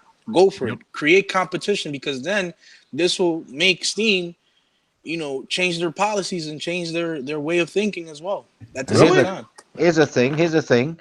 How many companies are using Valve's engine, and how many companies use Epic's engine? Hey, Epic engine is Nobody used uses Valve's engine. broadly. Exactly. So who's gonna have the So Epic has probably got a lot of healthy relationships Yeah, I mean with all of these publishers. the Unreal Engine, I mean, is widely used through the whole. Like a lot of developers, even indie developers, are using the Unreal Engine. It's so easy. And the funny part about it, right? If you download the Epic app for your PC, you can actually download the Unreal Engine for yourself, and you can actually create your own game within the program itself. And you only have to pay Epic if your game makes $3,000 or more. That's it. And you could start, and it's funny how it's funny because Steam used to have a similar program as well, but then they got greedy and they start overcharging for that program. So kudos to Epic for even keeping it to a profitable point where people can actually start somewhere and embellish themselves in a dream that they could never thought of doing, because now you can actually create your own game and put it out in the field and have people actually tell you and give you input. And that's something that's positive for gaming, man. It really is. Anybody else want anything to that? No, I mean, this is ridiculous. I mean, how come I gotta sign up to play games? Why can't I just go play the game? Oh, well, that's really tough. You play WoW would be a mandatory thing, even No, on but console. think about this: when you want to buy from Amazon, like a game, right? When you want to buy from what's that other store that people get their imports from? GameFly. GameFly, yeah. No, the Japanese one. You can buy Japanese. Damn, I forgot the name of it, but I know what you're talking about. Is it Play something? Play Asia. Play Asia, yeah. Play Asia, right? But when you want to buy games there, you have to sign up. So what's the difference? Well, is it free to sign up? Because I'm about tired of signing up. No. But anything you buy, but listen, anything you buy, right? Anything you buy on the internet, when you're paying, you have to sign up. You can't just give them your card and do the transaction without them having your email, your name, your address. So you're signing up anyway. Every time you buy online, you're signing up to something. Well, because you gotta give them your card details. You gotta give them your name and address, your billing address. You gotta give them your date of birth. Everywhere you sign up and buy something online, you need to sign up somewhere. It's getting more and more annoying in this PC space to have to sign up for so many different launchers, but Epic is doing it properly because, for example, Bethesda came out their own launcher and ain't nobody fucking with that. I'm not fucking with that. But Epic is like, yo, everybody already has Fortnite downloaded on their PC. And if you don't want to, and if you don't have it yet because you don't play Fortnite, fuck it. We're giving you a free game every 2 weeks. So tell me you're not going to download this. They're downloading. I'm downloading that. I've gotten 3 free games off it already. So who has EA access? Do you have the EA access thing? Yeah, I have EA. I got the Origins. I got everybody. Pretty much everybody who's on PC are signed up to some type of network. Right? The only problem though, there's so many that if you're either using the same password for all of them, or you forgetting your password for a lot of them. Yeah, you gotta reset it again, bro. It's so annoying, but I keep. You had that 2-step verification on too, though. I get what Craig is saying. Like, I gotta sign up again and remember more details. But that's why you get a notebook. You just get a little notepad. Just put your password. Well, no, Malcolm X said no paper, no trail. But I want to admit something. EA Access is on PC. Yeah. I can play all the Mass Effect games on my PC. Yeah, bro. I got the whole entire Crisis collection through EA Origins. You said how much? $5? $5 a month, or you could buy the whole year for $30. Yeah. I may do $5. Yeah, it's not bad, man. It's not bad. It's like 70 games on there. Yep. All right. You get early access to them. Can I just address someone in the chat? Is it Arian? I don't like that name, Arian. It reminds me of something. I like the Drake part, but not the Arian. Like Arian sounds like a supremacist. But anyway, I want to deserve 15. Arian Drake said, "I hate that so much of your personal information is required to shop online." But listen, I don't know how old you are. Right, so maybe you're used to this way of life, but when I was a kid, there were stores everywhere. You didn't buy anything online. In 20 years from now, the only shops you're gonna find open are gonna be fast food stores for people who are too lazy to cook. You're gonna find convenience stores where everything's overpriced, and you're also gonna have churches. They'll never close churches. But everywhere else, your clothes, your electronics, you're never going to buy it in the shop. They're all going to be online only. Or if they're not online only, you're going to walk into a store. It's going to be all electronic. Nobody's serving you. It's going to be such a soulless experience. You may as well stay home and press a button on your computer and have it delivered to your house. Well, Dude, the only thing I buy in person is food. That's it. I like dealing with humans. Not me. I fuck people. Nah. Listen, all the grocery stores that I go to, Tesco, Sainsbury's, Marks and Spencer's, maybe you've never heard of them, but they're all British food, like supermarkets, like Walmart, Asda's and Walmart are the same thing, owned by Walmart, right? Whenever I go to them places, I don't go to the automated checkout. I refuse. I want a human to take my money because I earned my money through blood, sweat, and tears. And damn it, I want a human to serve me. Well, I'll be damned. I'll go to self-serve when those lines are too big because those humans move too slow. I'll go to self-serve, get my ass out that door. Nancy, I get you. But you know what? I'm a hard head. No, Nancy, I'm such a hard head. I will stay in the longest line before I use that thing. Do you know why? Because every time I use that thing or you use that thing or everyone uses that automated thing, someone's losing their job. Well, no, someone's losing their job. Actually not, because the stores I go to, there's always somebody monitoring those up front to make sure nobody steals and to make sure there's no problem with each machine and everybody can do it properly. So there is somebody that works them. Now, you're right. Now, but in 10 years, they're going to have security where they won't need anyone to watch you. They have a robot. They have robots exactly. on Google campus. There's a supermarket like that in Jersey where there's no cashiers there. You can just buy and check yourself out, and nobody works there. They just expect you not to steal. Wow. In the UK. In Jersey, they got a place like that? Yeah, you serious? Yeah. No cashiers. Wow. Listen, in the UK, you think that's crazy? In the UK, Amazon are using certain towns. It's in select areas at the moment. But they got robots delivering parcels. A robot with a remote robot. It's got wheels driving down the street, and it knows you're there. It stops if a human goes near it, and it's all locked inside it, and it goes straight to that person's address, and only they know the code to open it and get their parcel. So they're getting rid of people. Soon there'll be no truck drivers. You know, these long-distance truck drivers. Yeah. You know all these long distance truck drivers, they'll be gone soon. They're going to be using industry heavy drones to carry things in the sky. You won't have anyone delivering nothing. It seems like you've been playing too much Detroit Become Human. No, man. I'm telling you, where do you think they get all that information from in the game? I know. Where do you think David Cage gets all that futuristic information from? All the films you saw 20 years ago with the phasers on Star Trek and the lasers, they're using that on eye surgery now. Yesterday's sci-fi is today's reality, bro. Yeah, the laser is called. Well, we use lasers in surgery all the time, but that laser for eyes is called the phago machine.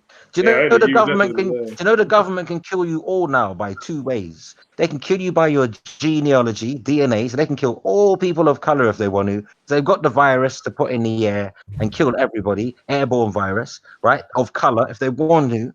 And they've also, you know, they can also kill people now. They got this sound machine that can make your brain bleed. The sound is so powerful, you can actually feel it. It's like a vibration, right? And there's a sound. It's for crowd control, right? Yeah. But if they turn that all the way up, yo, Foxy, you and I are gonna have to start our own show. It's gonna be called Tin Hat Theory. If they turn that up, no, but listen, if they turn that up even more powerful, right? Do you know your brain would explode inside your head and your blood will come out of your ears because you can't handle that signal. They know this. Yeah, that is true. But I love the chat. Clarissa in the chat. I love this person. They said that the movie iRobot was straight trash. I agree 150%. That's my kind of person. It was a lit movie. You're right. You're right, Clarissa. It was garbage. No Will Smith slander. So Justice League. It was right. It wasn't that. It wasn't. I do hope. I mean, that's like saying Hancock is bad. Come on, iRobot was Hancock was bad. Hancock was. I said Hancock was bad. I like Hancock, but it was bad. Yeah, but who remembers Minority Report? Oh, I do for sure. I was the only minority in there watching that movie. Here's the joke. we're living in Minority Report now. Yeah, absolutely. They're not using the machines. You're already presumed guilty these days. You notice that the media presumes you guilty already. Once your name goes through the media, it don't matter if you're innocent. Everyone's gonna think you're guilty because that's the picture they portray. So you are actually pre-criming because you might not have done it yet, and already the media is telling everybody that this person's guilty, that person's guilty. This person, we got a super chat. You got a super chat, Ryan. They're telling you that this person shouldn't have said to the police officer, "Why are you stopping me?" So I shot him. We're already living in Minority Report. That's true. The Minority Report. You can't even say to a police officer, "Why have you stopped me?" If you do, you might end up dead. You just have to follow orders these days. Yeah, yes, you're absolutely right. You can't even, and you're supposed to be. That's supposed to be the law. You're supposed to be allowed to ask why are you stopping me? What did I do wrong? And you're not allowed. So the law, they need to change all that shit. But once again, like I said, when it comes to the law and officers and do that shit, they act like a legal gang, in my opinion. Yeah. Oh, they're the biggest gang in New York. Let me read the super chat. Let me not allowed to question authority. Do not question authority. You must not question authority. Obey, sleep, eat, and obey. I've seen that movie. Roddy Piper. Eat, sleep, and obey. You're just a consumer. Shut the fuck up. Yeah. Well, so can we read the super let chat? me read the super chat because I want to read it because I'm doing it from the world's most powerful PC. Damn right.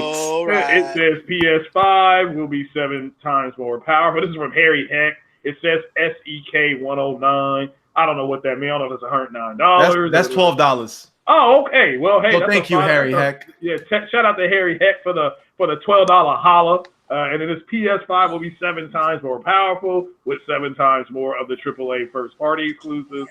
Xbox 2 will also be 7 times more powerful, but with 4 different Xbox SKUs. 1 xCloud, 1 MS AI, and more bad AA exclusives. Oh, man. Nah. Xbox is the best box. All right, stop that. All right. I came back and heard Xbox the best box. So obviously, we get to the super chat from Harry Heck here. Shout out to Harry Heck. Oh, we just read that. We just read that. Oh, yeah, right. Did that. Okay, cool. Thank you. Where'd you go? I just stepped away from the mic for a second. Thank you. You stepped into the void. Oh, okay. I had to step away. I mean, no, Xbox is the best box. According to Meds here, he done. Oh, we all know that. Come on. He done left. Yo, Xbox the best box? Nah, man. Let's move on to some news here. Hold on. Yeah, what's happening? Sony launched a coming attractions video, and they were hinting that The Last of Us Part 2 and Death Stranding are indeed coming out for 2019. What do you guys think about that information?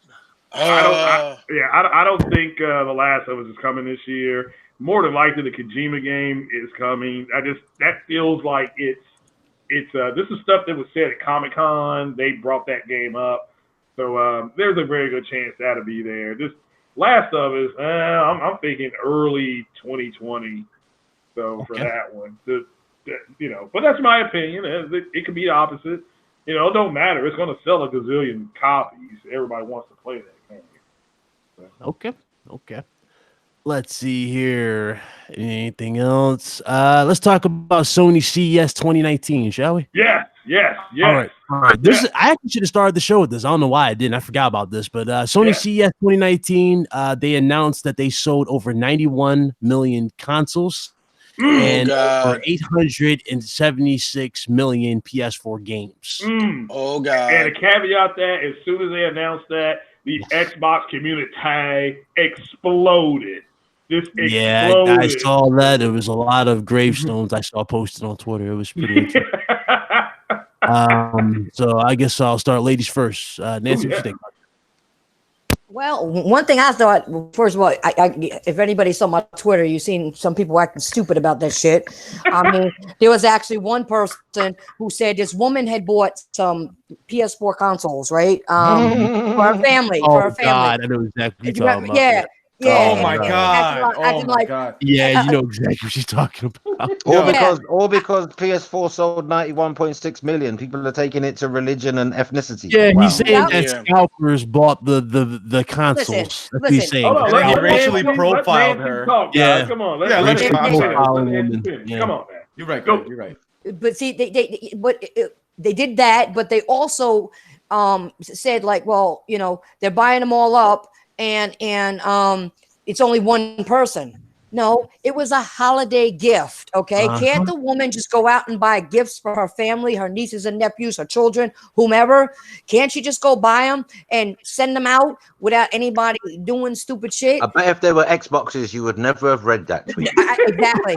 Well, I said the same thing. If it was Xbox, that would never have happened. Never have happened. And not just any Xboxes, not the S. It would have to be 7 Xbox One X's, and you'll never hear from that tweet. Nope. No, it's the truth. You guys are laughing, but I said the same thing. Because they don't even rate the S anymore. They trashed the S. Yeah, they did. Yeah, that poor thing.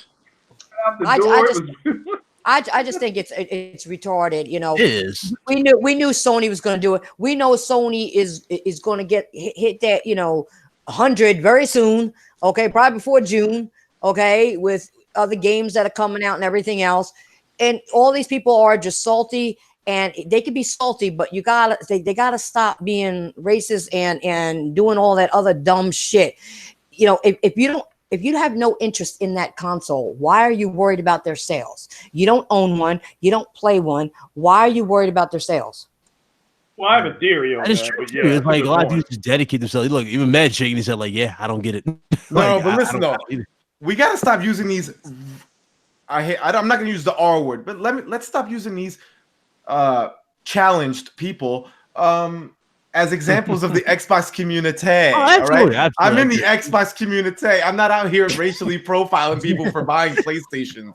Okay. Yeah, but Mads, there's a difference. You're not a bot. You're just an Xbox person. Yeah, I play games on Xbox. Difference.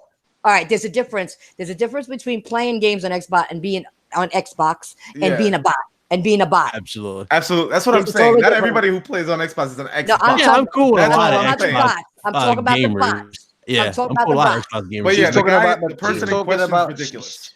Nancy's talking about the cultists. Yeah, the zealot. There you go, cultists. Yeah, absolutely. I call them bots. Yeah, screw them.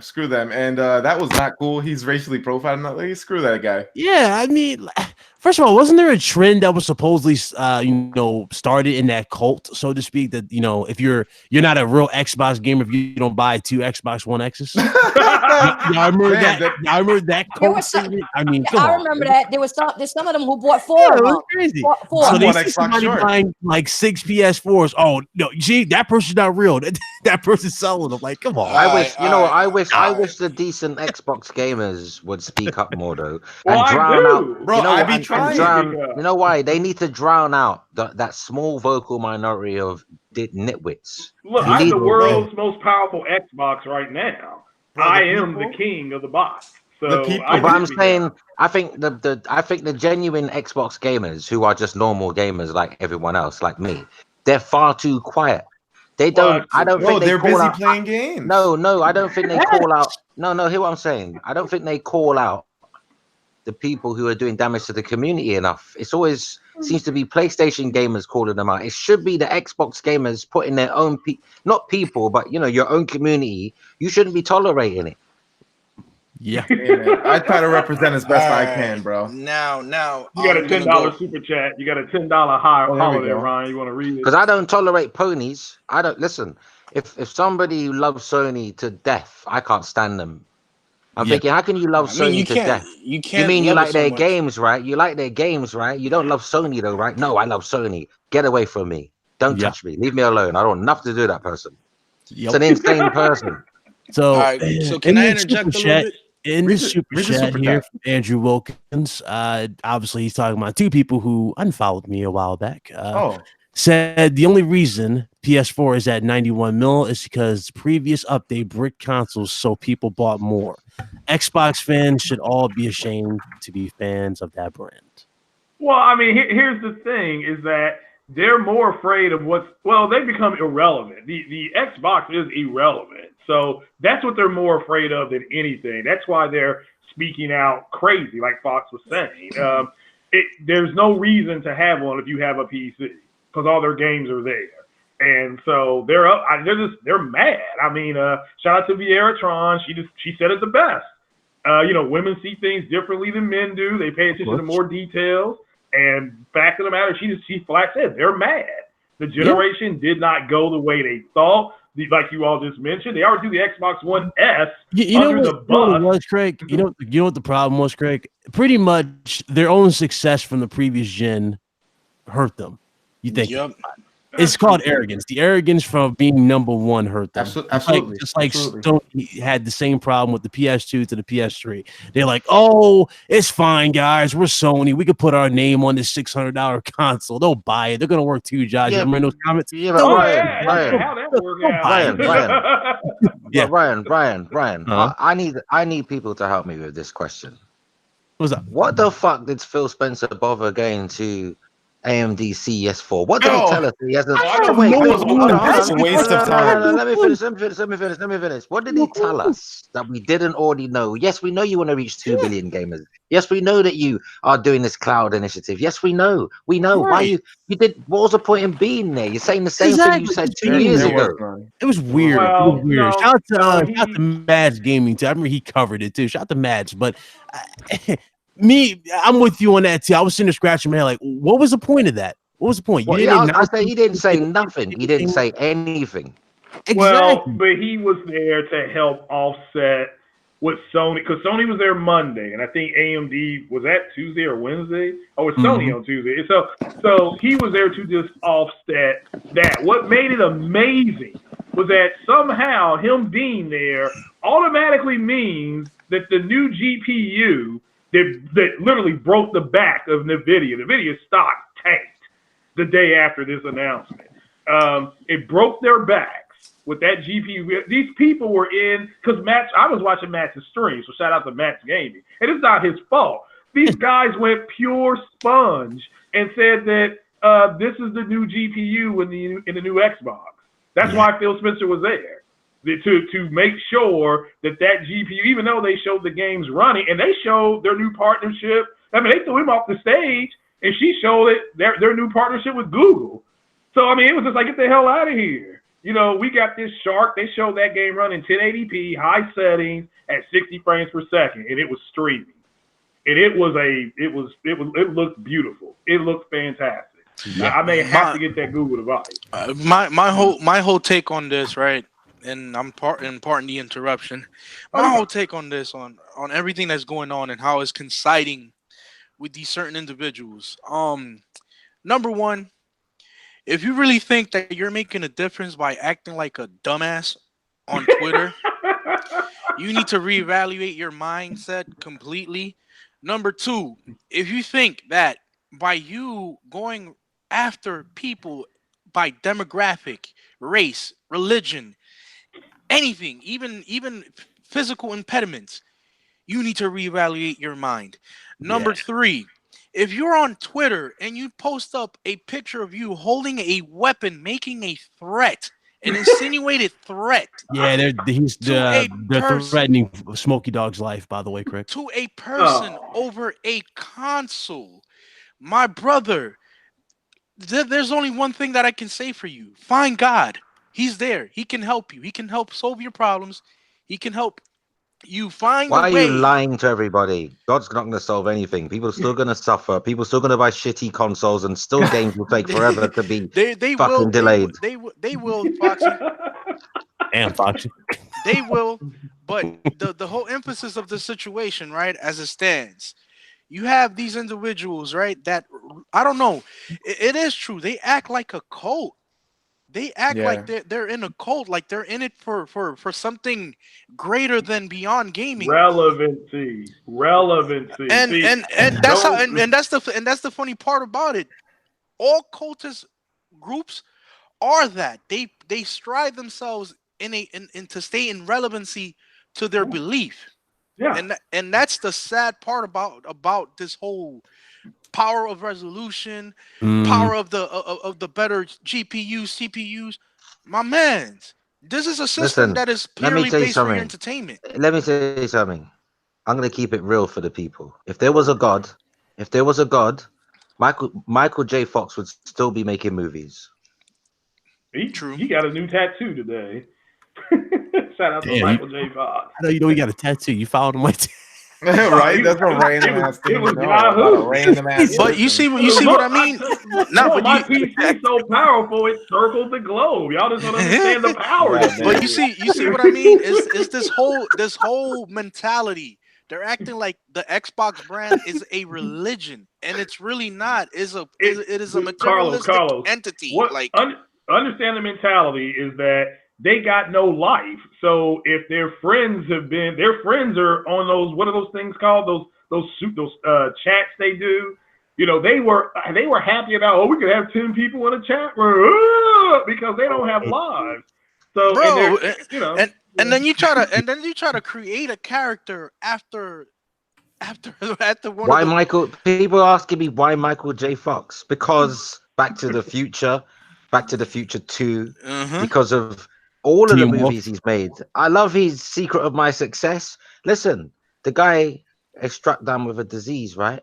Yeah, So, and I wasn't being serious. Like if there was a God, Michael J. Fox would still be making movies. That was crass humor. That was crass humor. But I'm just saying, like, I think back at Michael J. Fox, and man, you just think back at that guy. It's just, you know what I'm saying? He hasn't, like, he got a tough break in life, man. Yeah. And not only that, the fact that a guy, right, an Xbox gamer, has been sued, all right, by a journalist company over stating irrelevant stuff for a game. Yep, he made history in CSA. You got sued. Like, I don't understand where he got sued by his own country's government. Yeah, he got sued. Like, they used his own videos against him in the court of law, and the damn judge who gave him, the fine or whatever, looked at him and was like, "This guy did the most petty thing." Carlos, yo, you're being told off in the chat. They said that you mustn't bring religion into this no more because you did mention God first, so. I must be talking to you. They talking to you, Posse. Let's move on. Y'all crazy. Let's move on. Nah, but it's just this, man. The basis of everything. What is a console? No, I'm just gonna stop it right here. What is a console to everyone? That's my question to everyone in the panel, in the chat. What is a console to you? It's just you know what it is? It's a conduit. It's a conduit. It's a conduit of entertainment. That's all. Thank you very much. At the end of the day, that's what it should only be based upon. It's a hobby. It's a hobby. It's a gaming. It's a hobby. It's entertainment. You know, I don't understand. You know how somebody made up a story that he went and saved his Xbox when his house burned down. Oh my god. Let me tell you something. When I heard stories like that, I never recovered. I'd never recovered. Okay, we're not gonna talk about religion. We're not gonna talk about religion. I never recovered when I heard that. I'm just telling you right now. We're not gonna talk about religion, are we, guys? No. We done with that. We know that. No, that's funny. Yo, we got a super chat there by Savage Lobo. Do you want to read that one there, Mitch? I'll read it, sure. 199 from the Savage Lobo. We appreciate that, buddy. God is the Mexican mom that has a sandal. And for all my Latinos out there, she got the chancleta. That means a nice butt whooping to the behind if you try to act chancleta. Them Latina moms, bro, they'll throw you with that chancleta. It'll bounce right back like a boomerang. Be careful. That's fun. Un chancletazo. That's hilarious, man. But yeah, Sony. But wait a minute, Sony CES, Golden Globe to Spider-Verse, and Spider-Verse is the lead to win the Oscar for animation. So new animation that was created by Sony that will be available for their games. So if you haven't seen Into the Spider-Verse, go see it. And my son actually watched it today. Yeah, and while you're there, go buy your Captain Marvel tickets because that movie is smoking. Craig's right. I hope it wins the awards that it's been nominated for because it is a first of its kind, and it's you just have. I don't want to spoil it, but it's so sophisticated for an animation. Yeah. Yeah, when you go see it, it's like nothing. It's like I was watching no animation I've never seen anything like this before. But it's brand new animation. They invented it. You know what's also insane about that whole Spider-Man thing too? With that statement, there's also they announced that Spider-Man will be getting the Fantastic Four added to the game to DLC. DLC. Yeah, they're getting DLC. I have no idea when it's available, but they said that the Fantastic Four will be added to the game. Sue Richards, boy. Yeah, Sue Richards. And boy, oh boy, like I said, that Spider-Man is my second favorite hero now, so I'm excited about that. Who's your first favorite hero? Oh, Black Panther. Why? Because he's black? No, because he's a king. Because you're racist. Not really. What's wrong with Thor? What's wrong with a good blonde? Believe it or not, Aquaman's a king too. Believe it or not, my favorite character, my favorite Marvel character of all time, and always will be, is Wolverine. I don't care what anybody tells me. I love Wolverine. I love Wolverine. I just look, Look, Black Cat insinuated something in that DLC. I won't say what it is, but that's why Spider-Man moved up. Because before it wasn't, My favorite superhero isn't Marvel. Who's your favorite superhero, Foxy? Batman. There's nothing wrong. I like Batman too. Actually, I thought Foxy was gonna say himself. Yeah. No way, man. I ain't no narcissist. But I tell you what, though, it's definitely Batman. I'll tell you why. Because Batman don't have no superpowers. Everything is got the Baxter Building was already in the game. They just didn't have a name for it, but the Baxter Building was in the game. Batman's more realistic because he doesn't actually have any powers. That's true. That's actually why he's unrealistic. He should have gotten killed his first night on the job. Well, really, he's all about fear. He's fear tactics. Yeah, it's more. What superhero has ever put a supernatural entity to its knees? Who did that? Batman did that to Darkseid. Mm-hmm. He did. Hold on, Darkseid. Yeah, Darkseid. The Darkseid. If you don't remember that episode, Craig, no, that's horse hockey. There's a whole movie. I agree. That is bullshit. Wait, hold on. Are you saying he got a supernatural entity to fall to its knees? Yup. Yeah, How did he do that? Did he close government? Did he close government and stop everyone from getting? Nah, he just told them. Let's not talk about that. I want my tax refund right now, all he did was just a simple thing. He put a bomb on the stuff that made it very important for him to be superficially present there in that dimension, and that's all Batman did. And he defeated Darkseid by doing that. Ridiculous. Hey, if you don't want to believe me, Craig, watch the old Superman. If you want a better, no. If you want a movie that's PG-13, so PG that doesn't make sense, go watch Batman v Superman. That's all I guess. Yeah, I agree with that. I got that on 4K. Martha. Yeah. Why did you say that? Oh my god. You know what? Talking about superheroes. Why didn't Meteor Man get a sequel? Oh, it was trash. It was trash. I mean, that's wrong. Come on, Craig. All right, guys. Meteor Man. Since you're talking about Darkseid, did you see the episode on Death Battle where he supposedly beat Thanos? Yeah, trash. Darkseid should beat Thanos. He should beat Thanos. Yeah. Well, I mean, like I said, it was. you gotta understand, Darkseid is. You do realize he took him to a different reality, right? Yeah, a different realm. And that's the premise of the Infinity Gauntlet. The Gauntlet only works within its confines of that universe. It couldn't work anywhere else. Darkseid can transport himself to any universe. Why? Because his power is always linked to his planet. That's the reason why he's able to move so fast within every time plane, even in the 6th dimension. Yo, Darkseid is crazy powerful. You know what? My dream fight would be between Iron Man and Batman because they both have they don't have any powers. All they have is gadgets. That would be awesome. That'd be pretty cool. Awesome. The superpower being billionaires. Yeah, well, Iron Man's got the nanotech now, so he would have it because he can create any weapon. So can Wayne Industries. Yep. Yeah, and they're both rich. Yeah, but Batman has that ultimate power that he can defeat anybody because he's Batman. So, because he's Batman. I mean, hand-to-hand combat. I'll give it to Bruce Wayne. Oh, Bruce Wayne he will tell Tony Stark and you butthole. No, he can't hurt Spark though. Spark's in that suit. How's he gonna hurt him hitting him? Yeah, but you gotta understand, Batman is a tactician. He'll find a weakness within the armor to actually expose it. Yeah, I agree. I mean, you know what? Batman will only be Iron Man if the script writers. Yeah, it depends on who writes the comic. That's true. That's true. They got to make that happen because hell, I didn't think they would do Wonder Woman versus Wolverine. Y'all remember that fight? Oh no, that was OP. Wonder Woman is OP, man. Like that wasn't Wonder Woman's a literal goddess. I didn't think they would do that, but they did that. So. Yeah, I mean, they made her look. They toned her down a little bit. Not really. I prefer Storm. I prefer Storm. I want to see Wonder Woman versus Onslaught. That would have been a better. Wonder Woman would win that fight. She's Zeus's daughter.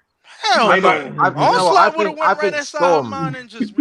Nah, man. Storm from the X-Men is hotter. She's hotter. Storm from X-Men. I agree with that. And Black Widow. Black Widow's hotter as well. No, Jean Grey versus Wonder Woman. That would have been. Jean Grey would win that fight. If she's the Phoenix, she would win that fight. She can't die though, can she? If she's the Phoenix, because she'll always rise from her ashes. Let's finish this up and get to the panel question. We can have a little bit more fun as we close the show. Ladies and gentlemen, hit that like button. Those y'all still here. Hope you guys are enjoying. Before you move on, don't forget Captain Marvel. Yeah, get your Captain Marvel. Nah, let's forget. Let's forget. Who's watching that movie? Question: Who's watching that movie? Everybody is. I'm not watching that. They didn't show anything in that trailer. Listen, I'll watch any fit girl in a nice tight suit. Yeah, you got to go see this if you want to see who's going to tip the balance against Thanos. You go see Captain Marvel. My mind's telling me no. Oh my God! No. We not. Don't do it. Don't do it. No. Please, no singing. Just the plot. Y'all stupid. All right, so at the CES 2019, we already talked about what Sony announcements, the Spider-Man. We talked about the damn sales. What y'all think about the showing for the TVs and the cameras? Do y'all think it was a little like lackluster? It wasn't much shown? No, shout out to my boy J-Dub City. I didn't mean to cut you out there, Ryan. He's already ordered that Sony TV that's making the Xbox community tag is going crazy. The one with the picture of them showing Gran Turismo on it. And that TV, he's buying that. That TV is gorgeous. That TV is stunning. Wait, which TV are you talking about? Because there was one TV that wasn't at CES, and that was the TV that me and Foxy covered, and it was the one that was supposedly running Gran Turismo Sport. That's I think that's the Z. Yeah, that's like the 10 Z. grand. That TV's like 20 grand. That's like 20 grand. Well, it's like a ZG something. Whatever the ZG is what they showed. It's phenomenal. I heard it was really good. They had something at CES I want. They had this device that folds your damn clothes. It's it's called Beatrice. And you see that? You still got to put the clothes on it, right? It's not like you put your shit on there, but it folded your clothes. I mean, you also seen this stuff they had. They had a 5G there. They were just Hua or something like that. They have 5G there now. I was loving it. I mean, they had one hell of a show. Have you heard about those new 16K Hyrule TVs? God damn. You link them to your Switch, innit? Do you get it? Hyrule TV. You link them to your Switch. That was awful. PlayStation Ghouls got Samsung's got a foldable tumbleweed. Yeah. They got a foldable TV. Did you all see that? Did you all see Samsung's foldable TV? Yeah, that's just phenomenal stuff they had out there. It was kind of weird. Listen, forget what they're showing you at CES. It's what they're not showing you. Yeah. Well, a lot of people butthurt on that. A lot of people said we were going to see some new hardware, and we didn't get that. And then the damage control started. I was shocked by that. People actually thought the PS5 reveal was going to be at this. I'm like, no, that was not the time. PS5. Someone said, "Damn, Fox, that was a dad joke." Well, I am a dad. I got a 4-year-old, so I guess I qualify. But I ain't doing the silly dancing yet. I loved it. So shout out to everybody, the Intel event, trash. Listen, everyone in the chat, hit the like button. 130 people watching. Only 70 have hit the like button. Don't let my mind's telling me no. No. Bro, that's why they haven't hit the like button, fam. Foxy, please, Foxy, no. They're gonna start hitting the dislike button. You keep doing Like it. They're gonna hit me, Foxy, like me, baby, like Oh my God. like Yo, me, hey, yo, baby. Ryan. They're gonna hit that dislike button. Stop. They're gonna hit that dislike button. Cut it out.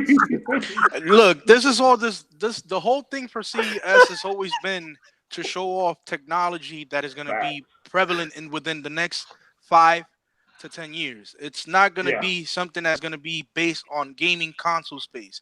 That's why you have E3, okay? That's why you have Paris Games Week, and that's why you have XO 18. Do you know what though? Paris XO 19 Games Week or is whatever. Paris Games Week is always whack when Sony ain't there. Do you notice that? They got a lot of studios in Paris. I know, but you know, the thing is, when Sony's not there, Paris Games Week goes by and nobody knows. Come on, Foxy. Nah, man. You dead wrong for that one, bro. You dead wrong for that one. I mean, look. Jesus. All right, let me get to this last little point of CES. They talked about this dog. I remember that dog that was like folded, whatever. Yeah. That kept like moving. Guess how much that dog is? How much? $2,900. Huh? Yeah, I was gonna say that $3,000. Yeah. Yeah, he was like 3 G's. At least Pharrell got his for turning up. Yeah, and I didn't know Sony. Not to interrupt you, Foxy. I didn't know Pharrell was a Sony signed artist. I didn't know that. I mean, he did music with them for this. Was it Spider-Man? The Amazing Spider-Man with Alicia Keys. Oh, really? Oh, okay. Yeah, cool. yeah. Cool. I didn't know. That surprised me. Who do you think paid the Marvin Gaye family when they sued Pharrell and Robin Thicke? Robin Thicke. Yeah, it was Sony that paid that off. Yep. Mm-hmm. Yeah. Yep. Yeah, I didn't know, but they did rip that song off. So, and then Robin Thicke went out and cheated on his wife. So, oh God. But that's a different story. But I thoroughly enjoyed CES. You're a good it was a lot girl.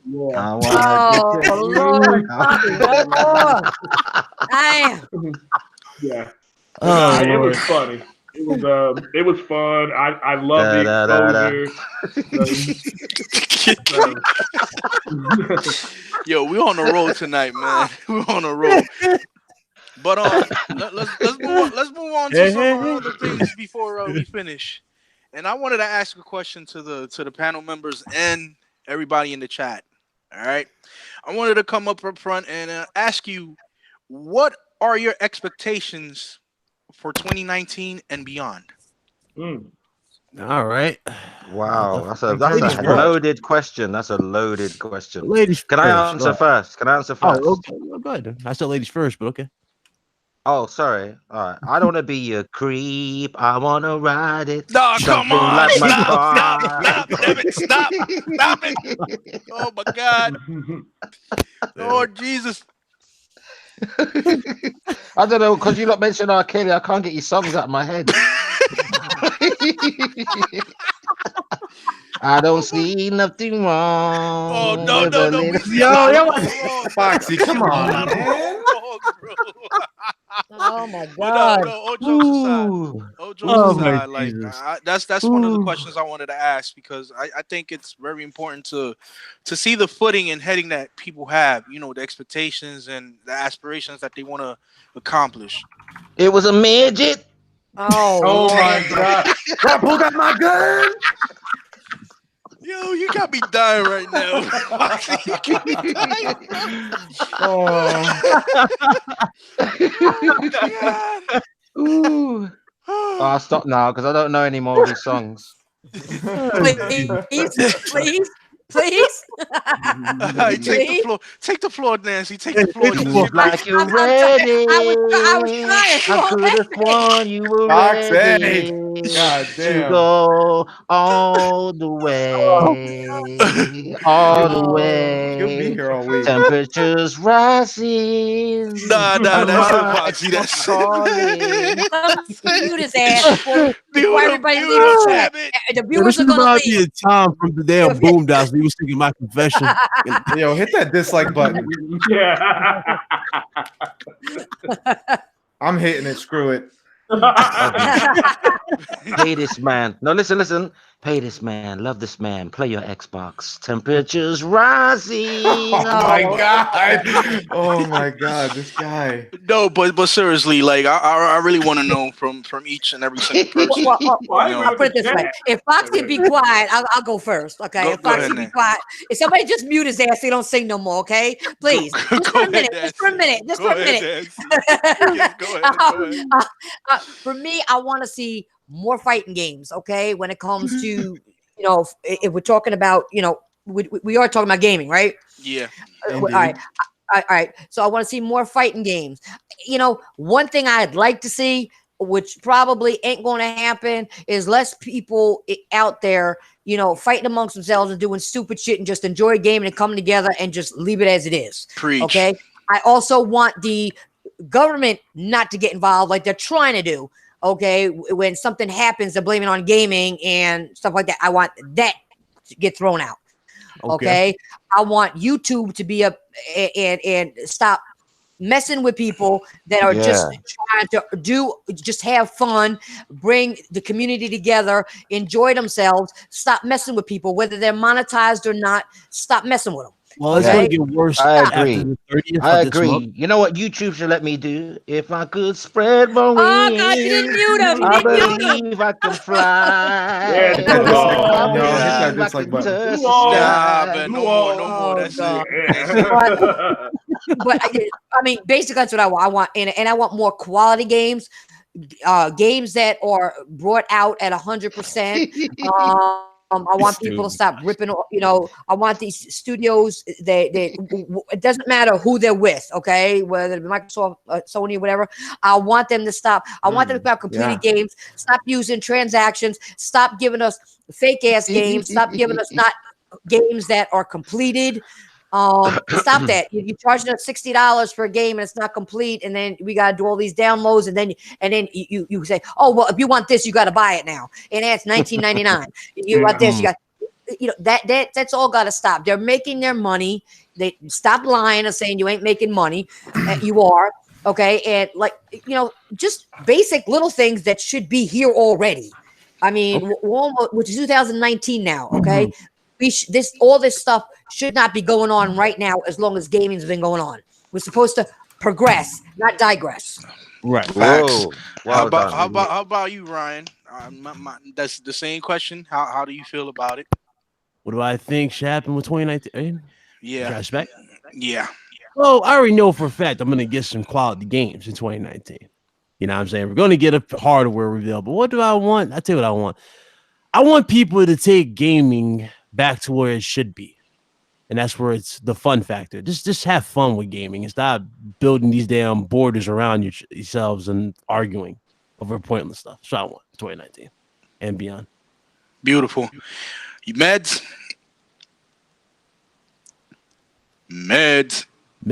is gone. My bad. I muted myself by accident. All right. So what's the question? What do I want to happen, or what do I think will happen? Yeah, your expectations, aspirations for 2019. Okay. What do I want? I want Bungie to remove the bullshit from Destiny so I can come back and play it and have fun with it. I want Ghost of Tsushima to drop, because if that does not drop in 2019, I'll be sad. I want. What's one more year? Fuck, bro. I'm sick of waiting. All right, Ryan, you be quiet. I agree with him. That's the one thing I left out when I said my fighting game. Ghost of Tsushima, I won. So you be quiet. Let him speak, Ryan. Shush. Oh, thank you, sis. Thank you. What else do I want? I want a release date for Halo Infinite because listen, man, I just need Microsoft to get their shit together, and I know that they're working towards that. So let's be patient with it a little bit. But give me something. Give me some scraps. Give me some hope. All right. And also, I'm hoping and I'm expecting Gears of War 5 to be awesome. And I'm also hoping and expecting that, what's the word? What's that game called? Kojima's new shit. Death Stranding. I hope it comes out, and I hope it's not trash, because honestly, I'm real skeptical on that game. But yeah, that's all. The one thing I will say to Meds, you're not puffing and passing. You're not passing. That's wrong. No, that's all I got to say. Craig Harris. Wait, good question for the people in the chat here. Do y'all believe that? Because Slomo said Halo Infinite is going to be a launch title for the Scarlet. Y'all don't think that's coming out this year? No. It's not coming out this year for sure. You don't think it's going out this year? You think that's going to be 2019, 2020, the earliest, rather. 2020. That's a good question. Okay. That's why I said I just want a release date. Okay. For me, for me, 2019 really, it's all about Switch, isn't it? Like, like tonight I'm gonna pull a switcheroo. All right, you know what? You know what just happened? The numbers just went down. The viewers are leaving. Oh man, this ain't Tidal. What's up? This ain't Tidal though, man. This ain't Tidal, man. This more like Apple ice cream. I'm actually out here throwing salt in people's eyes. Craig. Nah. Seriously. 19. I'm really looking forward in 8 weeks to go see Captain Marvel, the new Godzilla movie, the new Avengers Endgame, and just that the clickbaiting stuff has to stop with some of these people that I just literally with CES, you had people saying that we're going to see new hardware for the PlayStation and the Xbox, and now you got people running around saying that Xbox is going to have 7 nanometers. I mean, can we wait a little bit? But let's keep everybody just doing their thing, man. Fox, congratulations on 20,000, by the way. And, man. Big shout out to my boy Foxy, man. Yeah. I want to shout out. It's not me. I didn't do it. My subscribers did that. So thank you, subscribers. Me still being undefeated in Mortal Kombat because I'm just that good at it. There's no other fighting game Climb out it there. to the moon and let me play among the stars. Yeah. Let me see what spring is like on Jupiter and Mars. We trying to sign up In for other one of words, these please be true. Hey, Foxy, you didn't even let Craig finish his shit. I didn't hear a word he said. No, I'm sorry. Someone in the chat said, sing Fly Me to the Moon, so I don't want to upset people. Nah, you're going to need a super chat for that. Yeah. At least $1. Song that was included in that. No, if they want him to sing, they better give more than $1 for a super chat. All right. Hey Foxy, if you good at something, don't do it for free. You heard? $2 a track. Man, the way YouTube feeded me, I did for 50 cents. Yeah. Damn. Okay. Ladies and gentlemen, let's get to this final question. Then we'll get to the panel talk and we'll have fun with the rest of the show. All right. For those y'all still hit that like button for sure. Let's get 100 likes.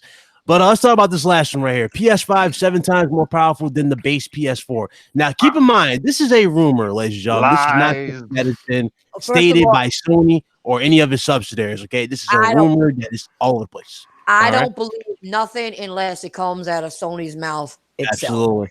But according to this information, it's same thing when they talk about Xbox. And no, I gotta stop there because now Phil has lied at times, but you still gotta hear it from the horse's mouth. Basically, you gotta see it to believe it and to know it what's happening. Bottom line, people starting rumors. They just, you know what it is.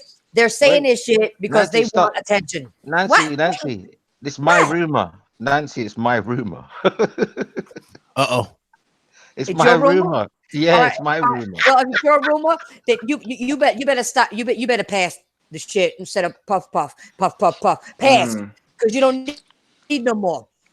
No, you don't need no more. No. Honestly, Foxy, when I say it's my rumor, you don't need. When I say it's my rumor, when I say it's my rumor, it's not exactly my rumor. I think I was one of the first people to make a video on it, but I didn't get it from any sources that I use. I got it from another source, but other people have verified it that I've spoken to. Like I spoke to like 8 people about it, but it sounds about right because 7 times more powerful than PS4 is only 3 times more powerful than Pro. I mean, you expect that, wouldn't you? Mm-hmm. 3 times more powerful than Pro. You'd expect that. Right. And if you go back to what Mark Cerny said back when the Pro first came out, he said you need 8 teraflops to get 4K on all games, consistently.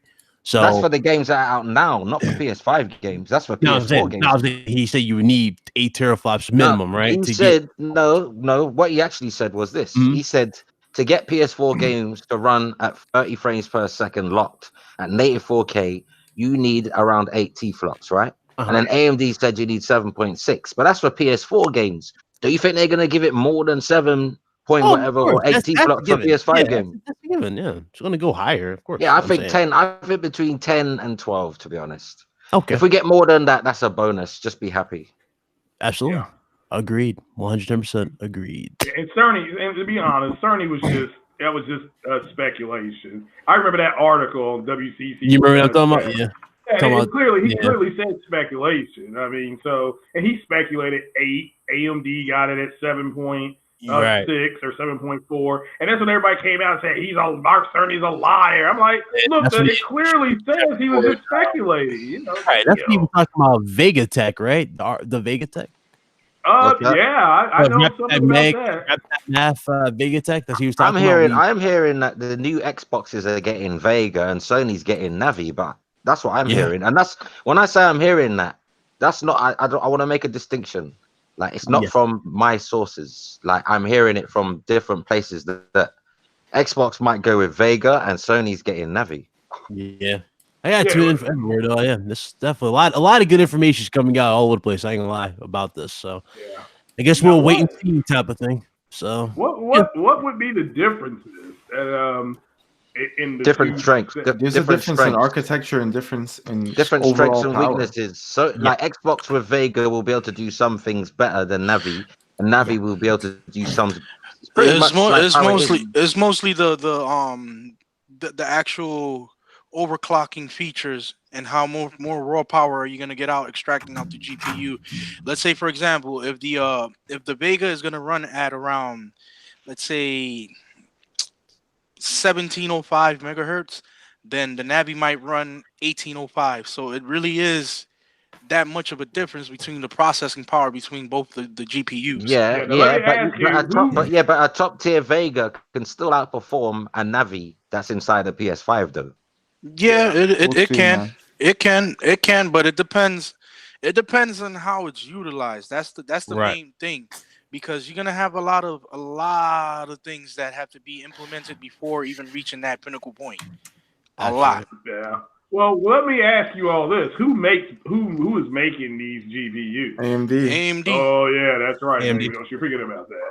All right. Nah, because NVIDIA, you got to really understand, NVIDIA is too complex for these guys. Not too complex. It's the cost.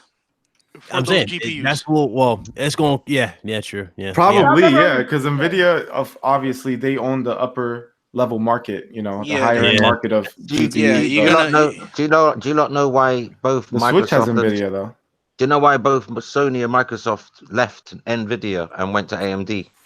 Because NVIDIA screwed Microsoft and Sony over. They wouldn't reduce the prices of the GPU for so long. That's why the PS3. That's why the PS3 had such a hard time going down in price, and the Xbox 360 kept their prices for the longest time. The only time you got deals was at the holiday, but throughout the whole rest of the year, they were always full price because they wouldn't do them a good deal on the GPU. Yeah, well, hold on. Let me ask: if Navi is truly the next step, that should be the next thing. Then my understanding was that it was going to be Vega with a little bit of Navi in it, kind of like their GPU is now. With on the Pro, it's got some Vega in it. You know, it could theoretically. You're right. It could theoretically, but for sure, what do you think about Spock? Let me ask you. Now, this is just a guess. I mean, I'm not saying for anything solid. What did you think about the article that came out in Forbes about how Sony has helped develop the Navi tech, sort of like they did the Cell chip? But that's 100% legit. Okay, so that is legit. All right. Well, then they did fund Navi. They did fund Navi. Absolutely, they funded Navi. Okay, and maybe Microsoft did Microsoft help fund it or anybody? Well, we don't know. We don't know, but I can't imagine. But Jenny, look, there's two ways this can go. Right. Sony had that cell architecture, but they allowed other companies to use it as well, right? Correct. But it didn't take off. But Toshiba were using it. Lots of companies were using it for different applications, not just computers. It was going into appliances as well in the household, right? Blu-ray players. Cell chip was going everywhere, right?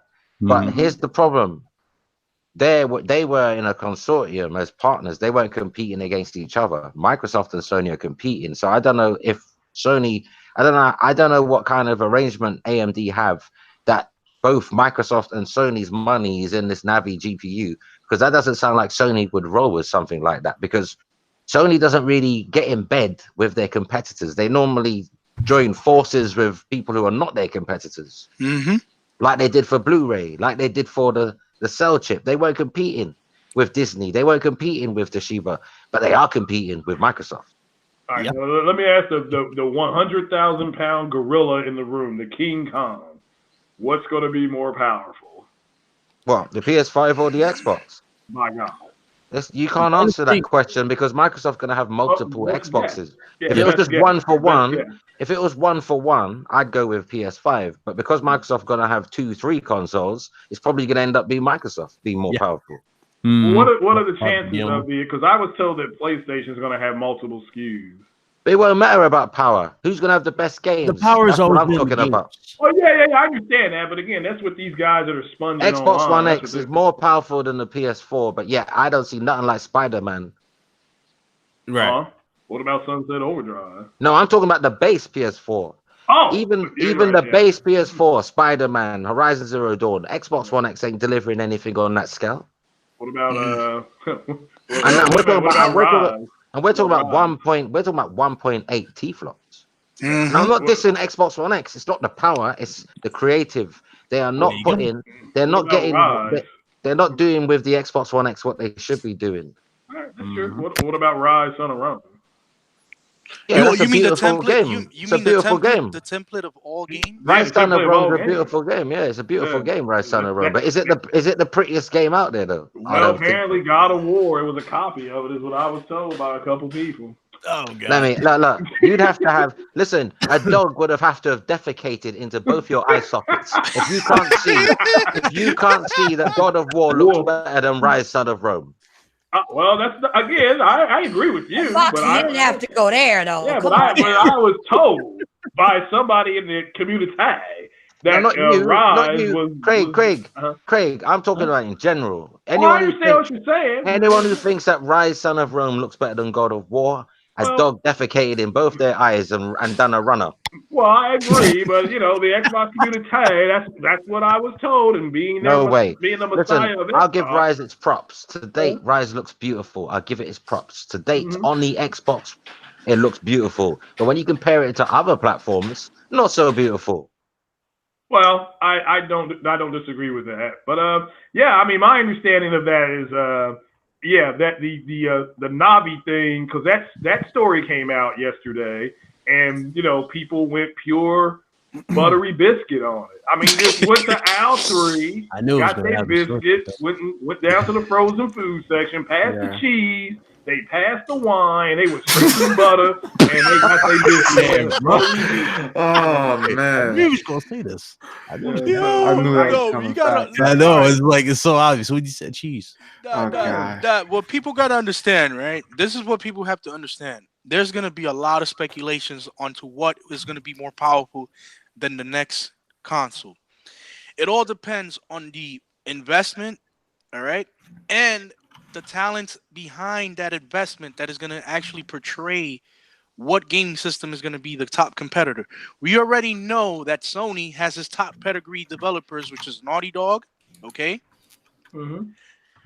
And on the Microsoft side, you have Playground Games for the Forza Horizon series. And for the Sony side, you have Polyphony Digital. Now, we already know that graphically, Gran Turismo has more details into it than the Forza Motorsports and Forza Horizon series. But they both look great. I'm not debating and saying that one because it looks better than the other one. They both have their merits that make them appealing to a certain demographic of people. Honestly, there's not going to be much difference between the next gen consoles. And I believe the difference is, on screen there isn't going to be much difference. The difference is going to be in the level and quality of games that they both release. Yep. And that's where I'm basing it more upon. I'm not basing it upon raw computing power, teraflops, G-flops. No, I'm basing it on the artistic view that these developers are going to come with in order to gravitate you towards their console? What's going to be the definitive thing for you to say, okay, I'm going to stick with this because it delivers this for me? Me personally, I'm going to own both, regardless of what people might think or how they Carlos, say it. Carlos, Yeah, think about it this way. PC. Think about it this way, Carlos. We're going to get to a stage where we're going to be playing at 60 frames per second, regardless. We're reaching that age very soon. So who cares if one of them's doing 70 and the other one's doing 60 locked? Who cares? What's the big Nobody's deal? gonna care, Proxy. In reality, nobody's gonna care. It's just that Only you have Digital Foundry's going to say, look, the that. Xbox Anaconda does 10 frames more. It's doing 70. There you go. And the PS5 can do 60. Who cares? It's both going to run great. And that's the funny part about it too. Like it shouldn't matter to that point. The only thing that should be consequently the contributing factor to that is whether you like the art direction, whether you like the way the game is made, and are you compelled enough in order to enjoy that game. That's where the biggest asterisk is at. Well, what about the super chat? That's a big asterisk too. Oh, shout out to the legend. Gamer Lives Matter. What's going on, my brother? Good to see you. He says, at the end of the day, Xbox will have the best exclusive of all time, and that will be the Avengers Endgame and 4K Blu-ray take at Sony. Yeah, well, I don't disagree with that. That thing will come out. Let's see here, probably in October is when that Blu-ray is going to drop, and that thing is going to. That movie is. They think that movie could hit $3 billion worldwide. That's huge. That movie is tracking that high right now. Hey, Fox, you got a request, courtesy of a super chat. You may read that. I can't remember that song. I don't. Is it Fiesta? I can't remember it. Oh, please, super chat. Don't. No. Pay him not to sing, please. Shout out to Gamer Lives Matter. Thank you, my brother. I appreciate you. Thank you. Shout out to Gamer Lives Matter. That's pretty much all the main topics. Now, if y'all want to stick around, we're going to get into these panel questions just for you guys in the chat as well as the panel here. So thank you guys so much for joining us. And I got a few. I'm going to start with one. This is from Overdone, who's one of my mods. Did y'all know that the most popular game of 2018 was Grand Theft Auto 5? Yeah. I'll tell you what, I'll do for Gamer Lives Matter because he paid. But not that song. I'll do another one that I know that not everyone might not know it, but at least it's an R. Kelly song because it seems that's what you want. What's that song? As we move, as we groove, have we dancing with a rich man. Remember that song? No. He got a song called Dancing with. He's got a song called Dancing with a Rich Man. It's got like a Spanish guitar in the background. That's all I know. That song that played from Billy Madison when dude was sitting there putting lipstick on. Nah, I'm playing. Why do you not want me to sing R. Kelly anyway? Isn't that disrespectful to the victims? He says after singing 12 R. Kelly songs. 12 play. No, damn it. No. Right. He ain't got nothing on Keith Sweat. keep me begging. Keith Sweat. Right. I wanna do it like this, do it like that. I wanna. Oh my god! Oh my god! No, but seriously, man. Foxy, whatever you're smoking, put it down, please. Yeah, whatever. Please. What was the question again? All right. So what was the most popular game of 2018? Oh yeah, it was I would say either Fort Pub or what you call it? Yeah, the GTA. That's printing money. You said GTA. Who else? What you guys gonna say? I'm gonna say for me, Spider-Man, Forza Horizon 4.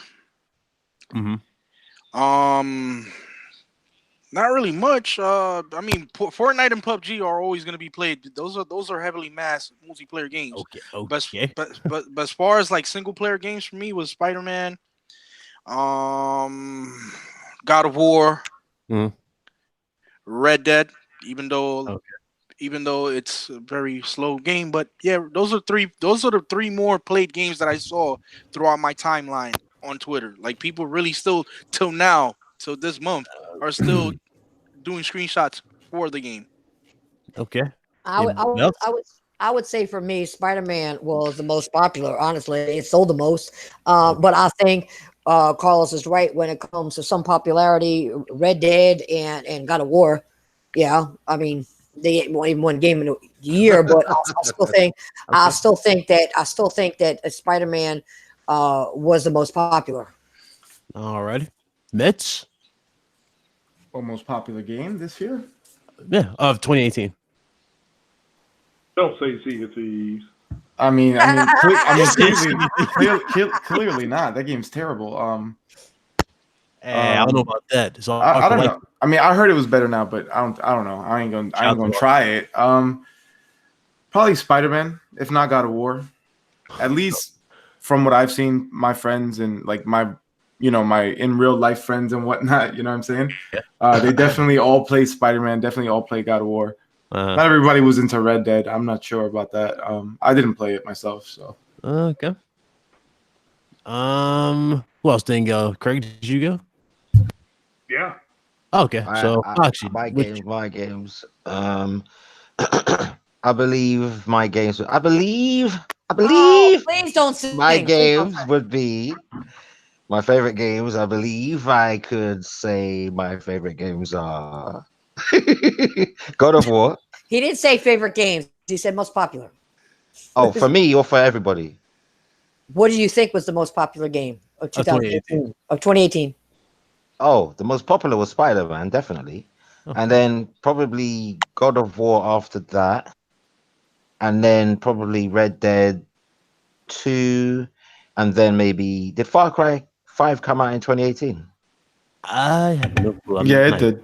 Yeah, that sold a ton as well. So I think those games are the top popular games. Okay. FIFA, obviously, a sports game. One of them. Alrighty. For sure. Another one. Now, this is courtesy of Overdone. What was PlayStation's most downloaded game in 2018? Spider-Man. Spider-Man? Wrong. No. Grand Theft Auto 5. Nope. No, I think it was. I actually have no idea. Was it PUBG? Nope. Well, Fortnite. Nope. Mass Effect and Drama. He's saying most. But Ryan's saying most downloaded. He's not saying the most purchased game. 2018. Really think about it. Most is it purchased? Yeah, but is it purchased or just downloaded? Because it could be free to play. It's not free to play.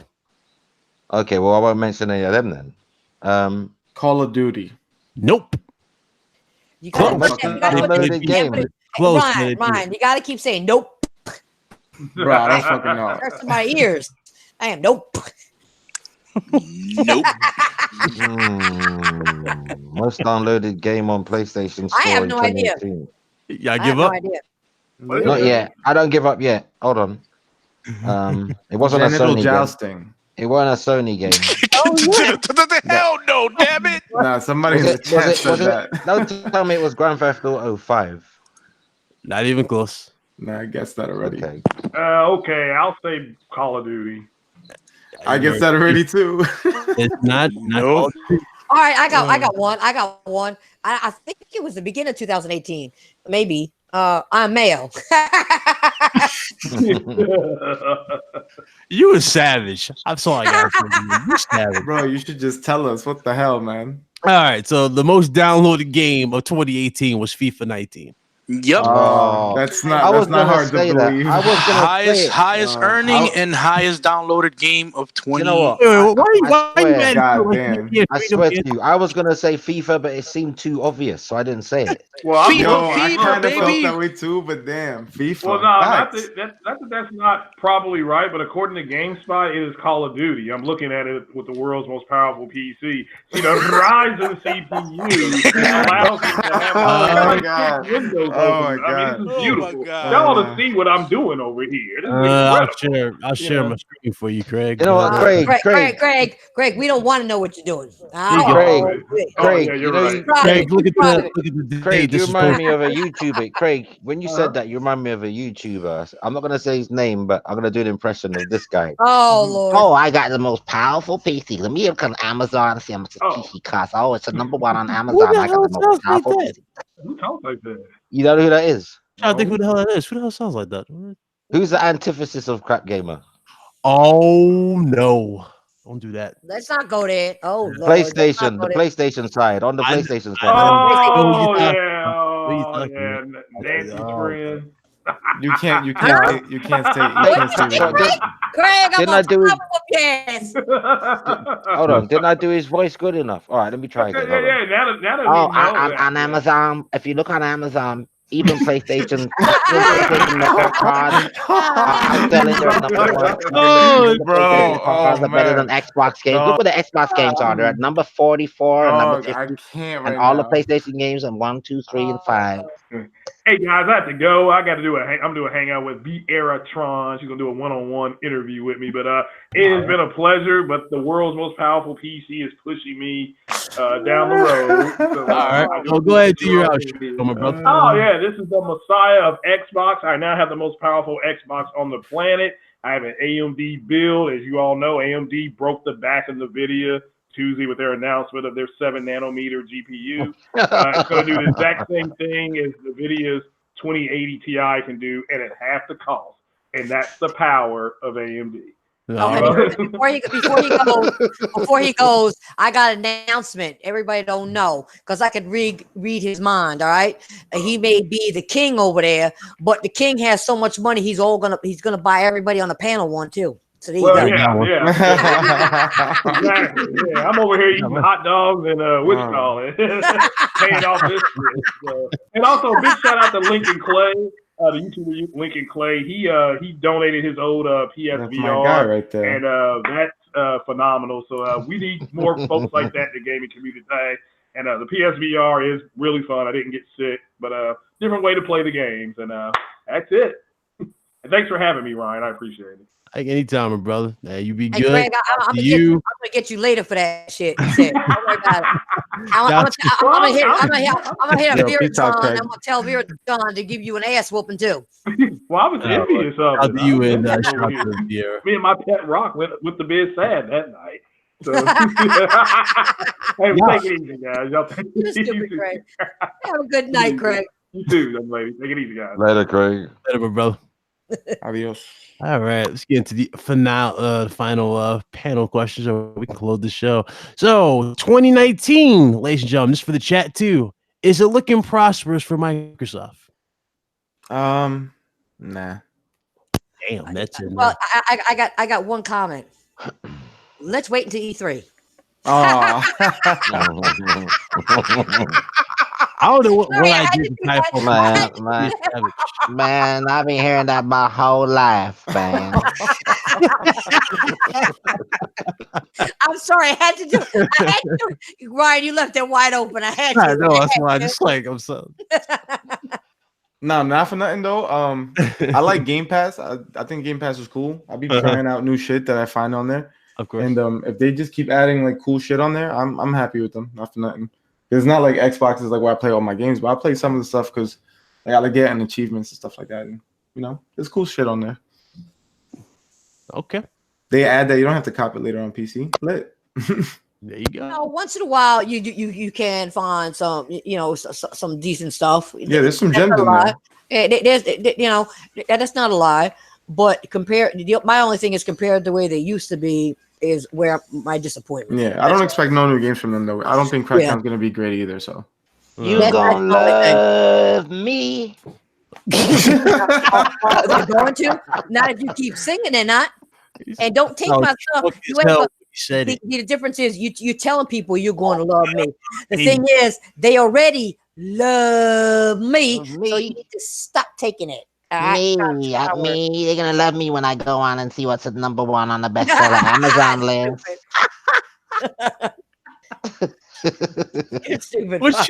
What do you got to say about Microsoft's 2019 year? You think it's prosperous? Microsoft, they're gonna suck because you can tell they're gonna be number 50 and 44 all the time on number one best-selling chart, and Sony's the best. You know that, so that's all I gotta say. It's stupid. Carlos. Shout out to the super chat. Anybody? Hey guys, am I right? Whatever he's smoking, he needs to stop puffing on it and pass it. Bro, he's way beyond me. That man gone this week. Woo! Carl, what you think? Seriously, what was it? No, what was the question? I'll be serious. What was the question? Do you think Microsoft will have a prosperous 2019? Well, there's certainly all of the games that were meant to come out in 2018 are coming out in 2019, so they got those. And they've also got some Streambox or something coming, haven't they? Mm-hmm. We'll hear about that. I think their E3 is going to be. I think their E3 should be interesting because I got a feeling Microsoft know that Sony have the PS5, of course, waiting in the wings, and they're going to want to get their message out there before Sony. So I feel like they're going to say something at E3 and take advantage of the fact that Sony is not even going to be at E3. Right. Well, I got a question for you. When you said that, what would you do if last minute Sony decides to say, "Fuck Microsoft, I'm showing up"? I know that would be messed up, boy. Yeah. That would be like it's raining and Microsoft have no umbrella. But it may happen. You don't know. You don't know what Sony has been planning shit the right way for a long time. They just may surprise everybody last minute and just show up and blow everything out the water. You just put a thought in my mind, Nancy. I'm picturing E3 2019. Microsoft just had this show, and then Kazurai comes on the stage laughing. Reach, Oh Jesus! All right, Craig, Carl, did you get your point? Meds, did you say anything about it? Yeah, for sure. What you think about their 2019?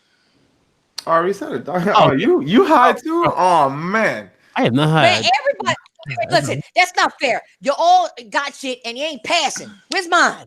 Hey man, it ain't nothing about it. Ain't no about no puff pass. This is just simple logic and a denomination of just putting things in a perspective where everybody can understand what we're talking about. Put it this way: 2019, the table is set for Microsoft to either impress the crowd or lose more fans. That's just as simple as it can get. Whatever Microsoft is going to bring to the table is going to be the determining factor for the Xbox future as a brand. In Sony's perspective, they're going to bring something and people are going to gravitate towards what? The exclusives that they have already set forth with their sequels. For Nintendo is the same thing. Microsoft really has the most slack to pick up out of the big three to what this gen has, the seeds that they have planted and not really flourished upon. That's where the big emphasis is at for Microsoft, either to impress the crowd or just they're gonna end on around 52 million consoles lifetime before their next gen system comes out. The proper next gen system, not the Streambox. So they'll end up finishing around 50 to 51, 52 million, I reckon, worldwide sold. So they're not doing too bad. I mean, they're doing better than a lot of the consoles. That's not bad. But the thing is, right, in the perspective of how you're gonna have Sony over 100 by the time they're done. No, I know that. But the thing is, I mean, compared to Sony, it looks bad. But when you take Sony out of it, they're doing better than the N64. They're doing better than a lot of consoles. Wait. But for the 360, you see, this is where I state this. The 360 generation for Microsoft was its golden glory. It was the gen that definitively made the Xbox brand more noticeable and more appealing to the masses. This is why I say that the marketing strategy for this gen has failed miserably on Microsoft's behalf, because they had the studio backing back for the 360. They let that slip through their fingers. They could have catapulted themselves into a more international brand by staying the same way they did for the 360, and it would have been more of an even competition to Sony. They didn't do that. They went down the game as a services road, bringing a peripheral that nobody really wanted anymore, because let's face it, the Kinect had the same fate as the PlayStation iToy. If you remember, for the PlayStation 2, it had the same fate. Remember that. It had the same fate. Yeah. Carlos, you ever thought of this though? The fact that Sony's not going to be at E3, right?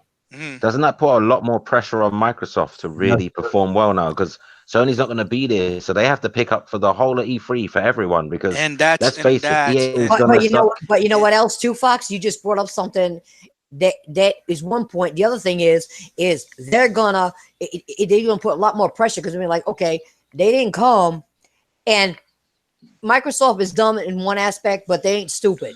What does Sony have that they're gonna fuck us with later on that we have to outdo when they do their show? And that's why when you're playing poker, you don't put all your cards on the table. And that's what Sony's not doing. And Sony's not biting into that. Oh, we got to show this, we got to show that. Sony is marketing like in a strategic market way. They're capitalizing on things that Microsoft are actually trying to go for. They're going to try to go for the power narrative once again, introducing power. And now that Microsoft is actually outreaching to some certain developers in Japan, they're going to try to capitalize that as well. So it's more of a, put it this way, Sony's not playing checkers. They're playing chess. They're playing chess. It's going to be based down if this year's E3 is definitely going to be the show stand for Microsoft to say, you know, we're back in the game. We have heard our fans and we're going to do things the right way. These are the studios acquisitions that we have, and these are the set games that these acquisitions are actually going to bring forth for the future generation consoles. If they provide that in 2019, that'll be the greatest home run and the greatest comeback for Microsoft in terms of marketing. Because remember, marketing is the best way to send a message to your competition. Listen, we're going to take over this, we're going to take over here, and we're going to make sure that our presence is felt in this area where you're most dominant at. And Sony is pretty much dominant in Japan, in Europe, okay? It's not as dominant in the South America region, but it does have some presence there. And right now over here in the United States, Sony is really shutting things down that Microsoft is staying pretty much irrelevant to that point. So it's a lot of things that Microsoft has to do strategically in a marketing based strategy wise. They have to really, really make sure that whatever they present to the table on the floor in E3 2019 leaves a great impression to the general masses. You know what?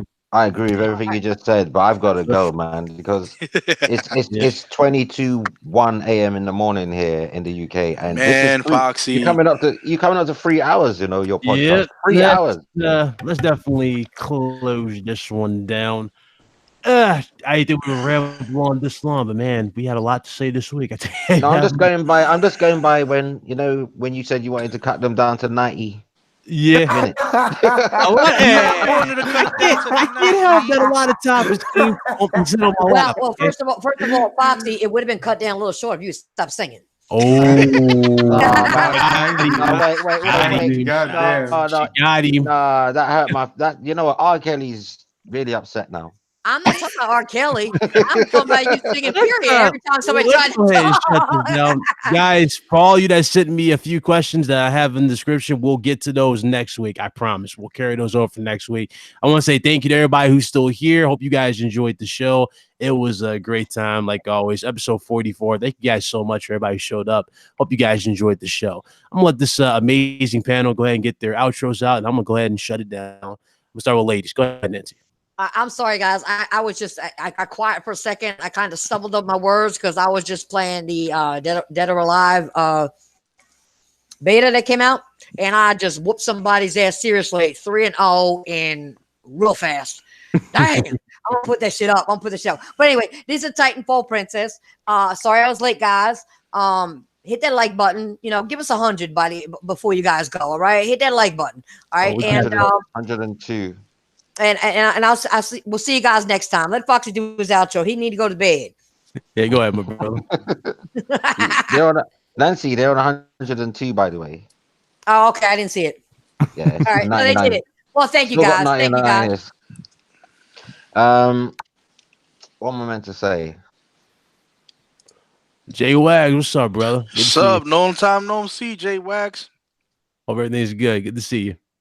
Oh, you talking to someone in the chat? Okay. Yeah, in the chat, Jay Wags. All right, listen, everyone. It's been a pleasure, man. I am knackered because I put a lot of work into YouTube this past week. Some of them videos, they are too long for next week. So, they're going to be back to the normal length next week because I feel like my whole life went before me this week, honestly.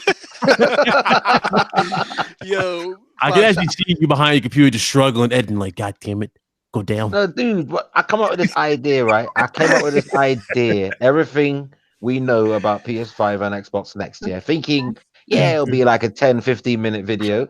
But when I looked through all of the stuff that all of the reports I've done going back 14 months, it was impossible to make it in any less time. I cut enough out and it's still 40 minutes long. I had to split them into 2 20-minute videos. Do you know what I'm saying? If I didn't cut what I cut out, it would have been over an hour. Like, seriously, ridiculous. Next time, I'm not going to have such grandiose ideas. I'm not a production company. It's just one man in his bedroom. There you go.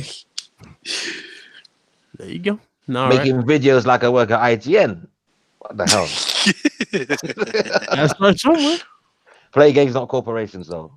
Alrighty. Carlos.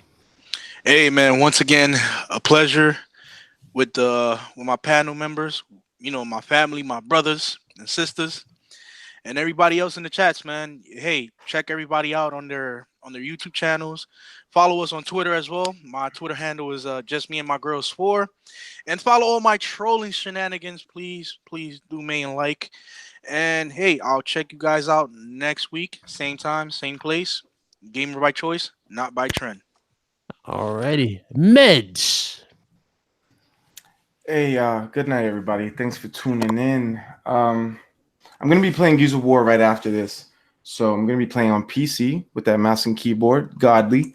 So if you want to play some of that, add me, Meds187 on Xbox. And I don't know, man. Will Foxy ever stop singing R. Kelly songs? Will he win the next season of American Idol? Oh. Find out on the next episode of RGT.